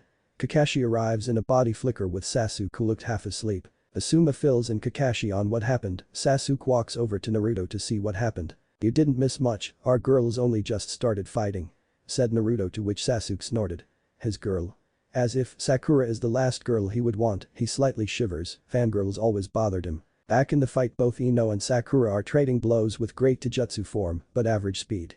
Sakura would land a punch but would be kicked by Ino, both are arguably even. Naruto turns to Sasuke with a smirk. "I bet Ino can beat Sakura," challenged Naruto. Sasuke, not physically capable to refuse a challenge from Naruto, turns to the Senju. "You're on Senju, 10,000 Ryo," challenged Sasuke, to which everyone in hearing range widened their eyes in shock at the amount being bet. "Done," a woman's voice said from behind them. Everyone turns around to see Tsunade, who has a smirk on her face. Naruto smiles. "Oba-san. I didn't know you would be watching," exclaimed Naruto. Tsunade smiles at Naruto and walks up to him. "Well, I was bored and Shizune is working at the hospital, so I decided to come watch." "By the way, your shift at the hospital is tomorrow," said Tsunade. Naruto sighs. The one thing that he doesn't like about being a medic ninja are the long hospital shifts. Back in the fight, Ino managed to land a hard kick and dazed Sakura. Ino weaved through hand seals and uses Doten. Doric Dangan no Jutsu, Earth Release. Mud Bullet Technique. She fired a basketball-sized mud ball at Sakura that hit her in the chest, knocking her out. Ino sent a mental thanks to Naruto for teaching her the jutsu. "Winner Ino Yamanaka," announced Hayate. Naruto cheered for his teammate and happily took the money from Sasuke, which was snatched out of his hand by Tsunade, and she put it in a safe place, between her breasts. Most of the males in the room saw it and started to salivate at the legendary breasts. Naruto sent out a blast of killing intent to get everyone to focus on anything other than his Oba-sans. Ino ran back up to her teammates and was congratulated by Asuma and Shikamaru. Naruto smiles and gives her a thumbs up. "Great job, Ino," congratulated Naruto.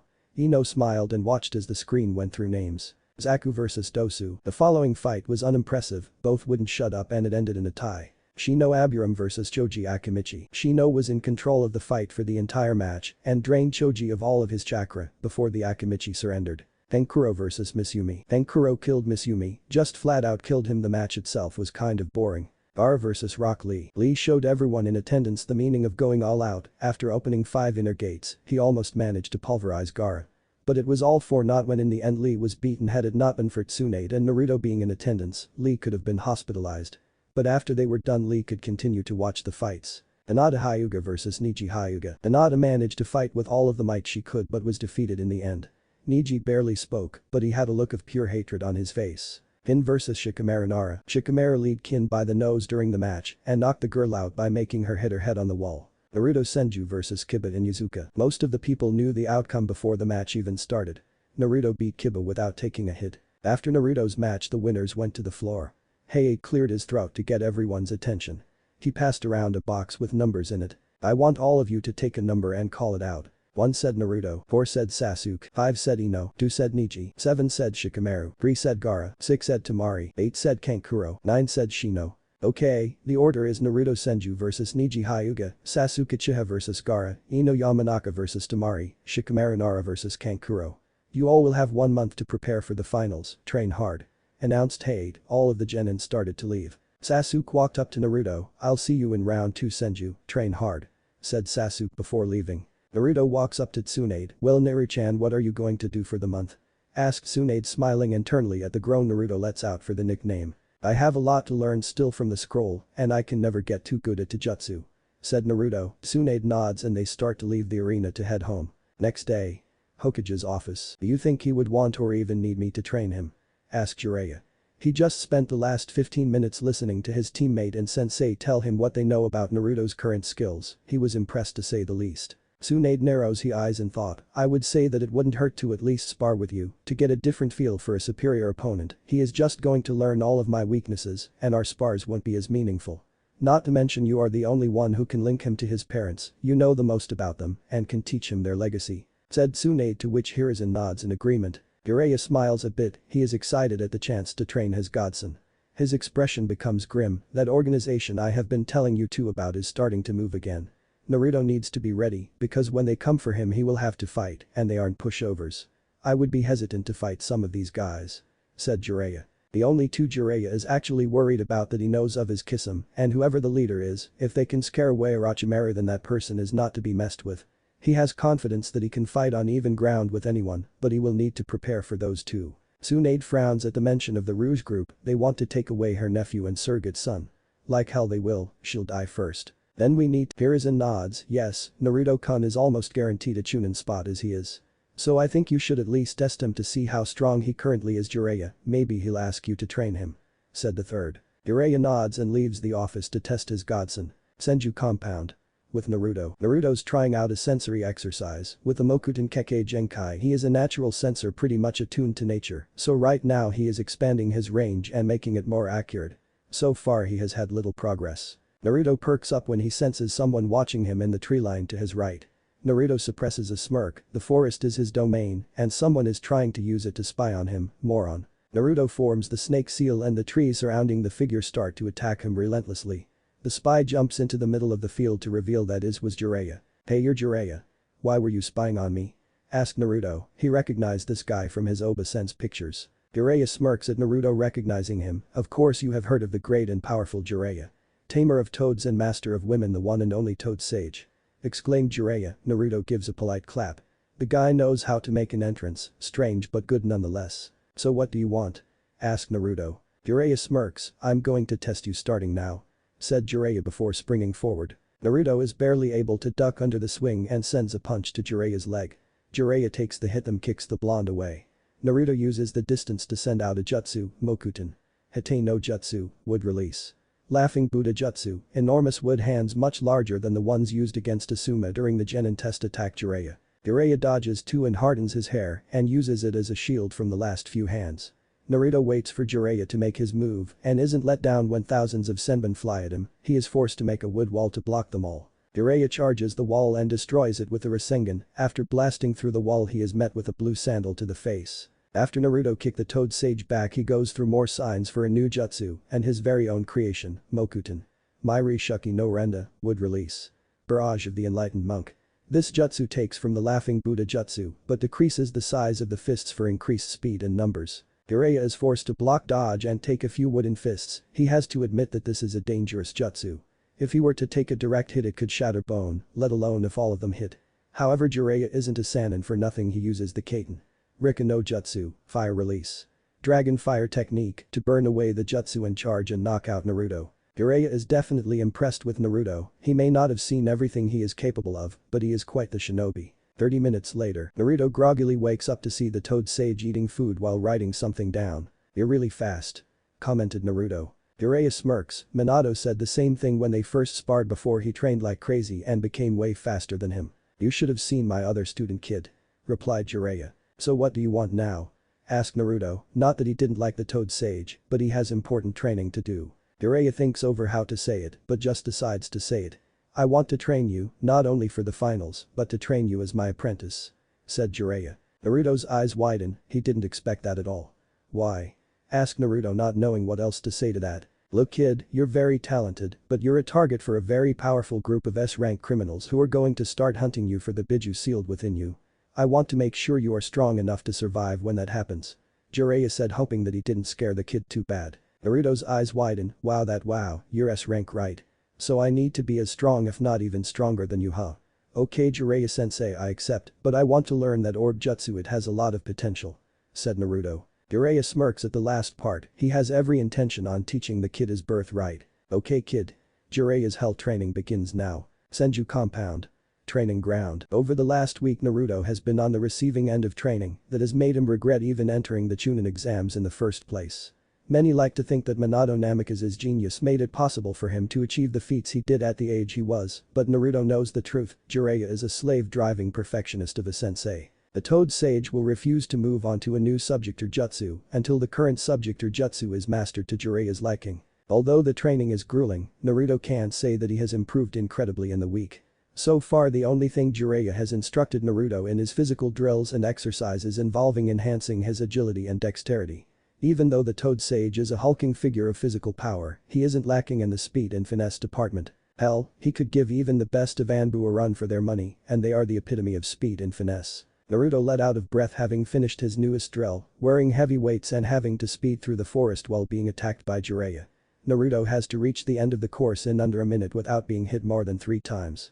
After 4 straight hours of training he just got under a minute and being hit only 3 times passing, although barely. "Okay, I think we can stop focusing heavily on speed for now.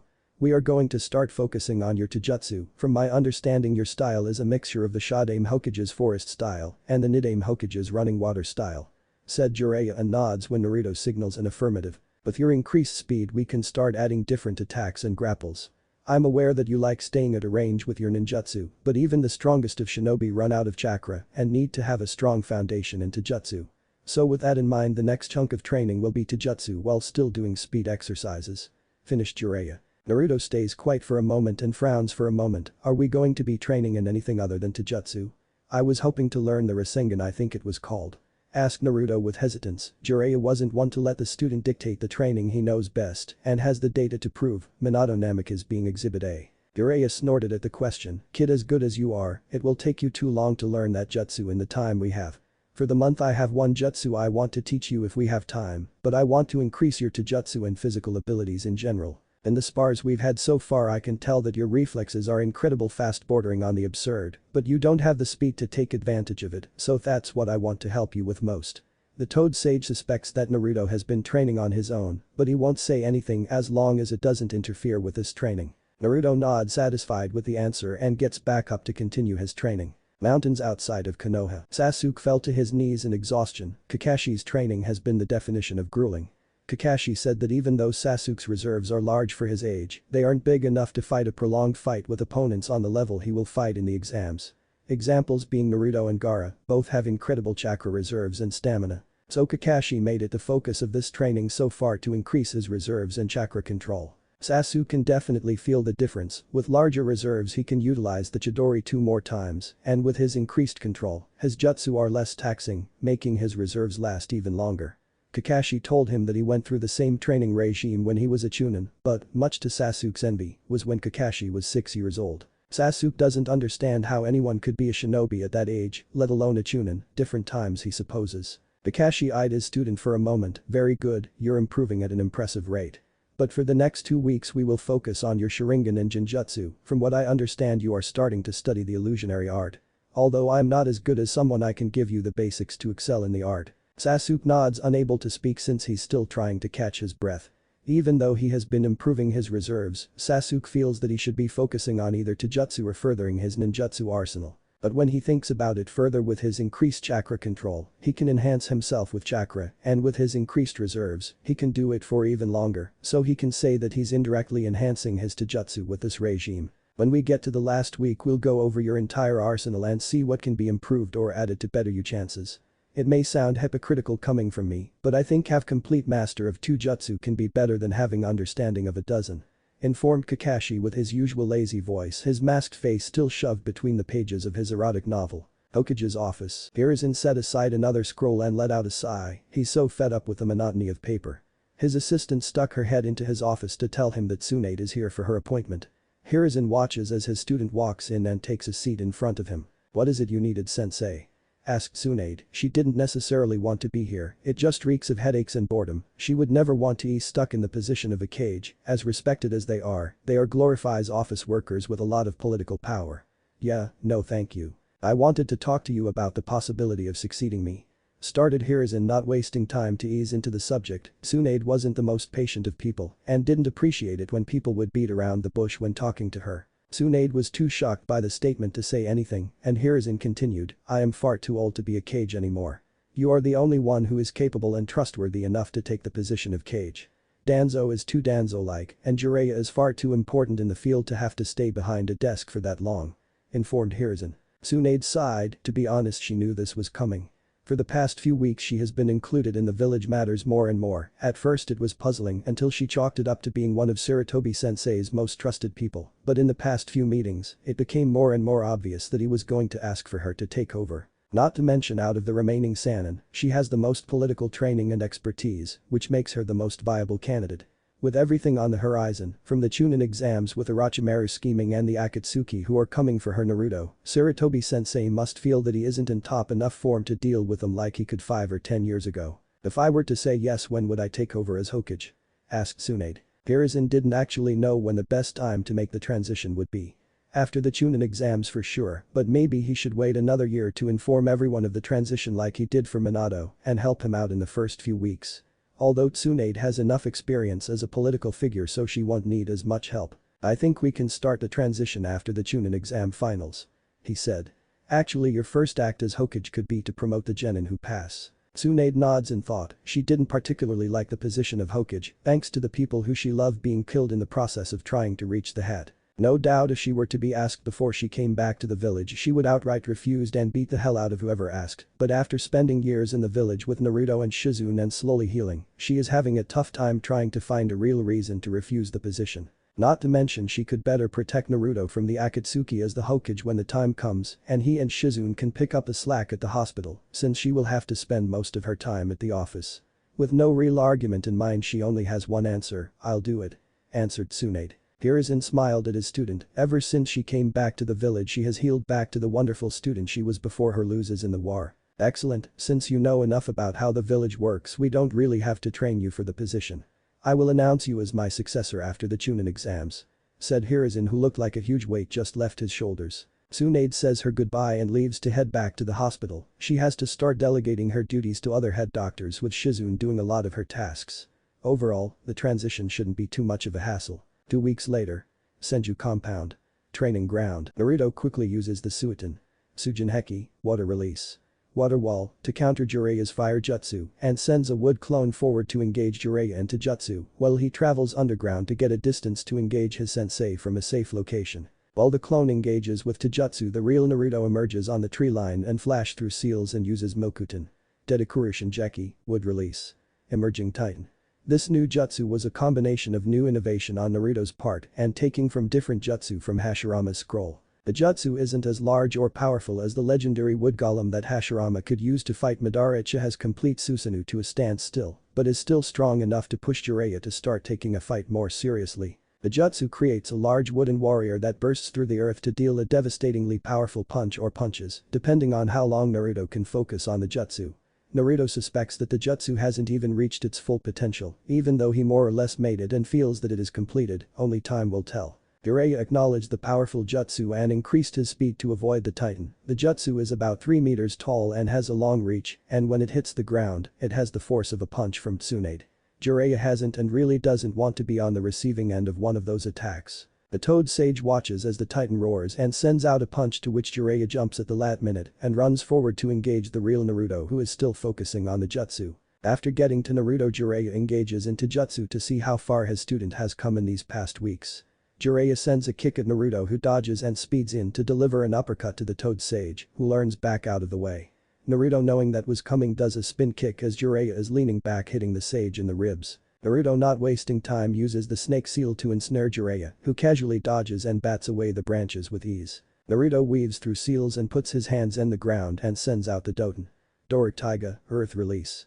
Earth Flow River towards the sage, who uses his superior control over the Doton element to harden the jutsu before it can reach him. Jiraiya uses the boar and dog seals, then the round sucks Naruto in and hardens, leaving only Naruto's head above ground. Your speed has increased greatly and your taijutsu is coming along very well. For the last week you are going to be working your wood release, specifically a jutsu that sensei wants you to learn. Tora should be here in a bit, until then take a rest, I'll see you in the finals, kid. Called Jiraiya as he walked off. Naruto watched his sensei walk off before sitting on the ground and letting out a sigh. The training that the Toad Sage has been putting him through was, apparently, the same regimen that he put Minato Namikaze through when he was a genin under the Sannin. Naruto gains more respect for the yondaime. He managed to get through tests as a fresh genin that Naruto is having trouble with after months of training. Naruto guesses that the yondaime's reputation isn't all hype. Naruto feels a familiar presence but is too busy resting to move to look at it. "Tired?" asked a slightly amused voice from behind him. Naruto manages to turn around to see a bandaged Tora mask Anbu that used to train him in his Kekkei Genkai when he was younger. Now that Naruto thinks about it, the last time that he saw the Anbu, it was right before the second exam when he warned them about a genin with enormous reserves. "What happened after my warning during the second test, Tora-sensei?" asked Naruto. Tora shifted uncomfortably at the question. It definitely wasn't his squad's brightest moment. The girl tore them apart and moved on to her objective and succeeded, if the curse mark on the last Uchiha's neck is any indication. However, as much as Tora likes Naruto, he's still a genin, and Orochimaru's activity in the second exam is classified. "Nothing really came up of it, don't worry about it," waved off Tora. "Now we have about a week to teach you this jutsu, let's get started." Naruto let out a sigh, looks like he won't be getting a break today. Mountains outside Konoha. Sasuke ducked under a kick and swings his sword upwards toward his sensei's neck, who jumps back to avoid the blade. Sasuke gets back to his feet and locks eyes with his sensei. Despite having 2 fully matured Sharingan, Sasuke is having trouble keeping his sensei in the illusion. Deciding to break the illusion, Sasuke weaves through more seals for a jutsu. Pain. Nkakek no Jutsu, Fire Release. Grand Fireball Technique. The meteor of fire flew towards Kakashi at an unprecedented speed, almost causing the copy ninja to falter. But he brushed aside the slight panic and retreated underground, and he came up to grab his student's ankles like he did in their first test, only for Sasuke to jump away and use more seals and attempt to harden the earth, trapping Kakashi. It was a wasted effort as Kakashi's control over the earth element was far superior. Kakashi broke through the ground and charges at his student with 2 kunai at the ready. Sasuke charges forward with his sword in a reverse grip. He blocked the first kunai and dodges the second before kicking Kakashi in the chest and flashing several seals for a new jutsu he's been working on. Kakashi watches with his Sharingan as Sasuke's whole body glows with chakra before a similar sound starts to emanate from him. Kakashi is still too close and is hit by several bolts from the jutsu and holds up his hand to stop the spar. Sasuke lets out a breath and clutches his side in pain. His Chidori Nagashi, Chidori stream, is still in its early stages and hurt him a little while he was using it. Kakashi looks at his student with pride in his eyes. From what he understands about the jutsu is that it's the Chidori channel throughout his entire body as a widespread attack. It's genius. Very interesting jutsu. Kakashi eyes Sasuke's bleeding side eye. Would recommend more chakra control and lightning manipulation training before you use it in the field. Judging by the effects of the jutsu, it will leave you vulnerable afterwards. Sasuke nods and takes a seat on a rock to rest. What next? Kakashi sits down next to the Uchiha with a grunt before his palm glows green and he starts to heal his chest where a few bolts hit him. With more control, that could be an incredible jutsu. And like I said the last week, we are going to go over your arsenal completely and see what we can improve or add, as well as spar every day. Sasuke nods his head and eats a soldier pill to get ready for more training, making Kakashi sigh. Day of the finals. Konoha Arena. Hiruzen watches from the cage booth as the civilians and ninja from his village all file into their seats to watch the up-and-coming shinobi fight it out for their promotion to Chunin.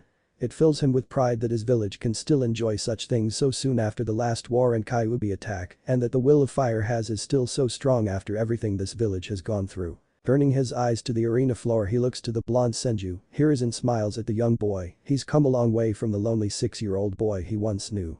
Talking with the Senju is the last loyal Uchiha. Hiruzen sends an apology to the boy. He hopes that the sound Uchiha can overcome his demons and live happily, but Hiruzen isn't foolish enough to think that will happen. With all of the contestants in the arena, he sends a thank you to the squads of Anbu that brought Kakashi and Sasuke to the village on time.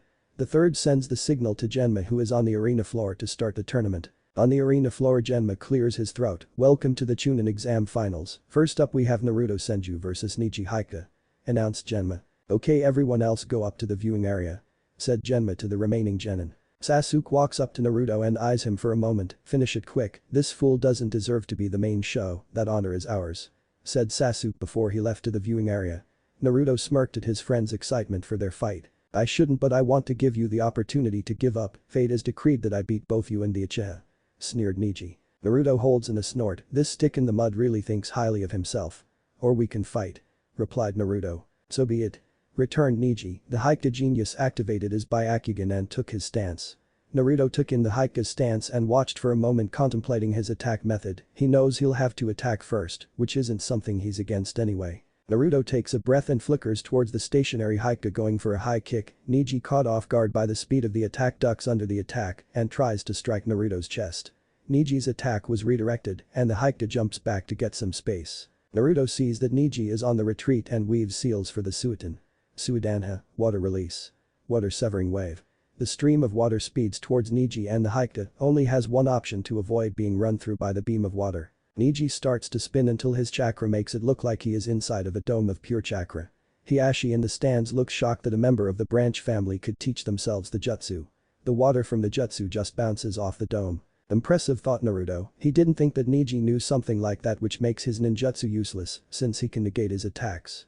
Naruto throws a shuriken and uses Shuriken Kage Bunshin no Jutsu, Shuriken Shadow Clone Technique, to create a wave of shuriken, making Neji repeat his defensive technique. While Neji was spinning, Naruto sent a clone underground and waited for Neji to finish. Neji finished spinning and had a cruel smirk on his face. Understand now, you can't beat me, fate has already decreed me the victor. Naruto didn't bother saying anything and started building chakra inside of his body to look like he was preparing a jutsu. Neji focused on the blonde, but he didn't notice the pair of hands come up from the ground under him to grab his ankles and pull him underground up to his neck. Over-reliance. All Kekkei Genkai wielding shinobi, especially Dijutsu wielding shinobi, are over-reliant towards their bloodline. You are no different, neither am I, though I'm working on it. All I had to do was make you focus on me and attack from an area you least expected. Hopefully you can overcome your shortcomings with that fate stuff, because I wouldn't mind sparring with you more. Said Naruto before walking off the field. Genma announced that he was the winner and the crowd went wild. Naruto can make out a few voices that makes him smile, notably his Oba-san and Ni-chan. Page booth. Hiruzen smiled at his favorite blonde and mentally nodded at the advice regarding Kekkei Genkais. Most shinobi with them always relied heavily on them, something he's taken advantage of in the years he's been a shinobi. What an interesting boy, shame he didn't use his Kekkei Genkai, that is one of the main reasons I'm here, to see the legendary wood style in action. Commented the Kazukiage. Well, the tournament isn't over yet. Replied Hiruzen. How wrong you are, sensei, thought Orochimaru evilly. Audience, Tsunade isn't one for restraint, so she's cheering as loudly as she can for her favorite genin. Shizune is right next to her, clapping away. He sure has come far from the little boy who was so excited to be a ninja, Hatsunade-sama. Commented Shizune with a smile. Tsunade smiled, she remembers training a little ball of energy every chance she could just to spend time with the little knucklehead, and seeing him steal the show in his Chunin finals fills he with pride. Not to mention all of the work he has been putting into the hospital on top of everything, she couldn't be any prouder of her little Naru-chan. He sure has. The rest of the rookies in the audience clap and cheer for their teammate beating out last year's top rookie. Denton looks at the field with shock, I can't believe it, Neji lost. I knew that the blonde was good and all but Neji is a genius, amazing. Thought Tenten with shock. Lee cheers for Naruto while feeling bad for his teammate and rival, even though he wanted to be the one to do it, Lee is glad that someone might have humbled Neji. Naruto-kun, I can't wait to train hard and challenge you to a youthful spar soon. Lee thought with youthful fires in his eyes. Contestant booth. Sasuke silently smirks at Naruto, the Haikyuu turned out to be all talk, couldn't even push Naruto to use his Mokuton. But it's not too surprising, Naruto and I are in another league, these fools are nothing.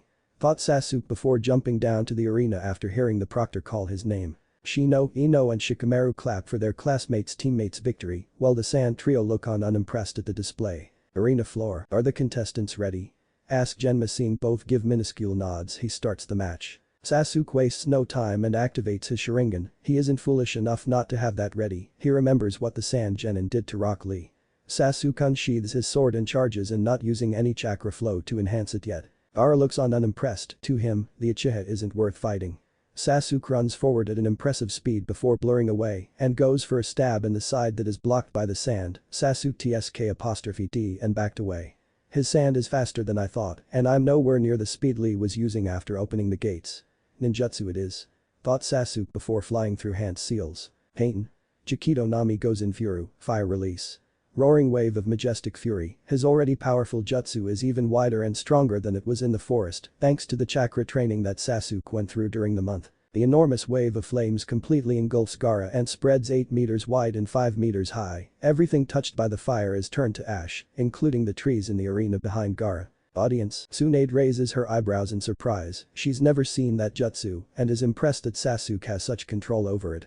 But she looks at the fire worriedly, Gaara might lose control if he is too injured, and who knows what will happen with their relationship to Suna if they kill their only Jinchuriki. Then the blonde frowns, it would be their fault for sending an unstable Jinchuriki in the first place. The rookies look at the enormous jutsu in awe, such power.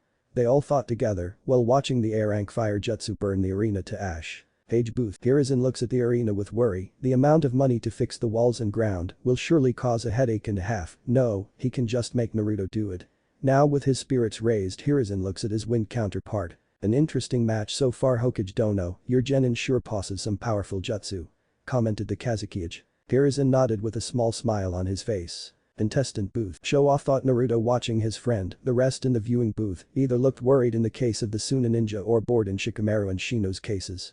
Ino has a shocked look at the power her former crush has, before looking at Naruto with surprise, and Naruto is the stronger of the two. Arena floor. I doubt he's dead, but hopefully this is over. Thought Sasuke before ending the jutsu. The fire dissipates and the ground and trees are ash, and in the middle is a dome of sand that the front is completely glass. Seriously, you're the most boring person to fight, you know that. Commented Sasuke, it pissed him off that Gaara didn't even go in the offense. Sasuke charges in again with his sword before channeling pure Chidori through the blade. As Sasuke approaches the dome of sand it starts to shake and break apart, glass starts flying at him, and Sasuke uses his eyes to follow the glass and either dodge or slice apart with his sword. As he nears Gaara, sand starts to fly at him in waves. Sasuke using his agility to duck and dodge the sand before he is within range and sends the sword forward. Gaara uses sand to block the strike, but it's for naught as the blade pierces the sand with ease and stabs Gaara in the chest. Sasuke smirks at drawing first blood, with the Sharingan he can see red chakra start to build up in Gaara's chest. Interesting. Contestant booth. Naruto watches the fight with a straight face, Sasuke is the strong of the two, but is having trouble finding a way to deal damage.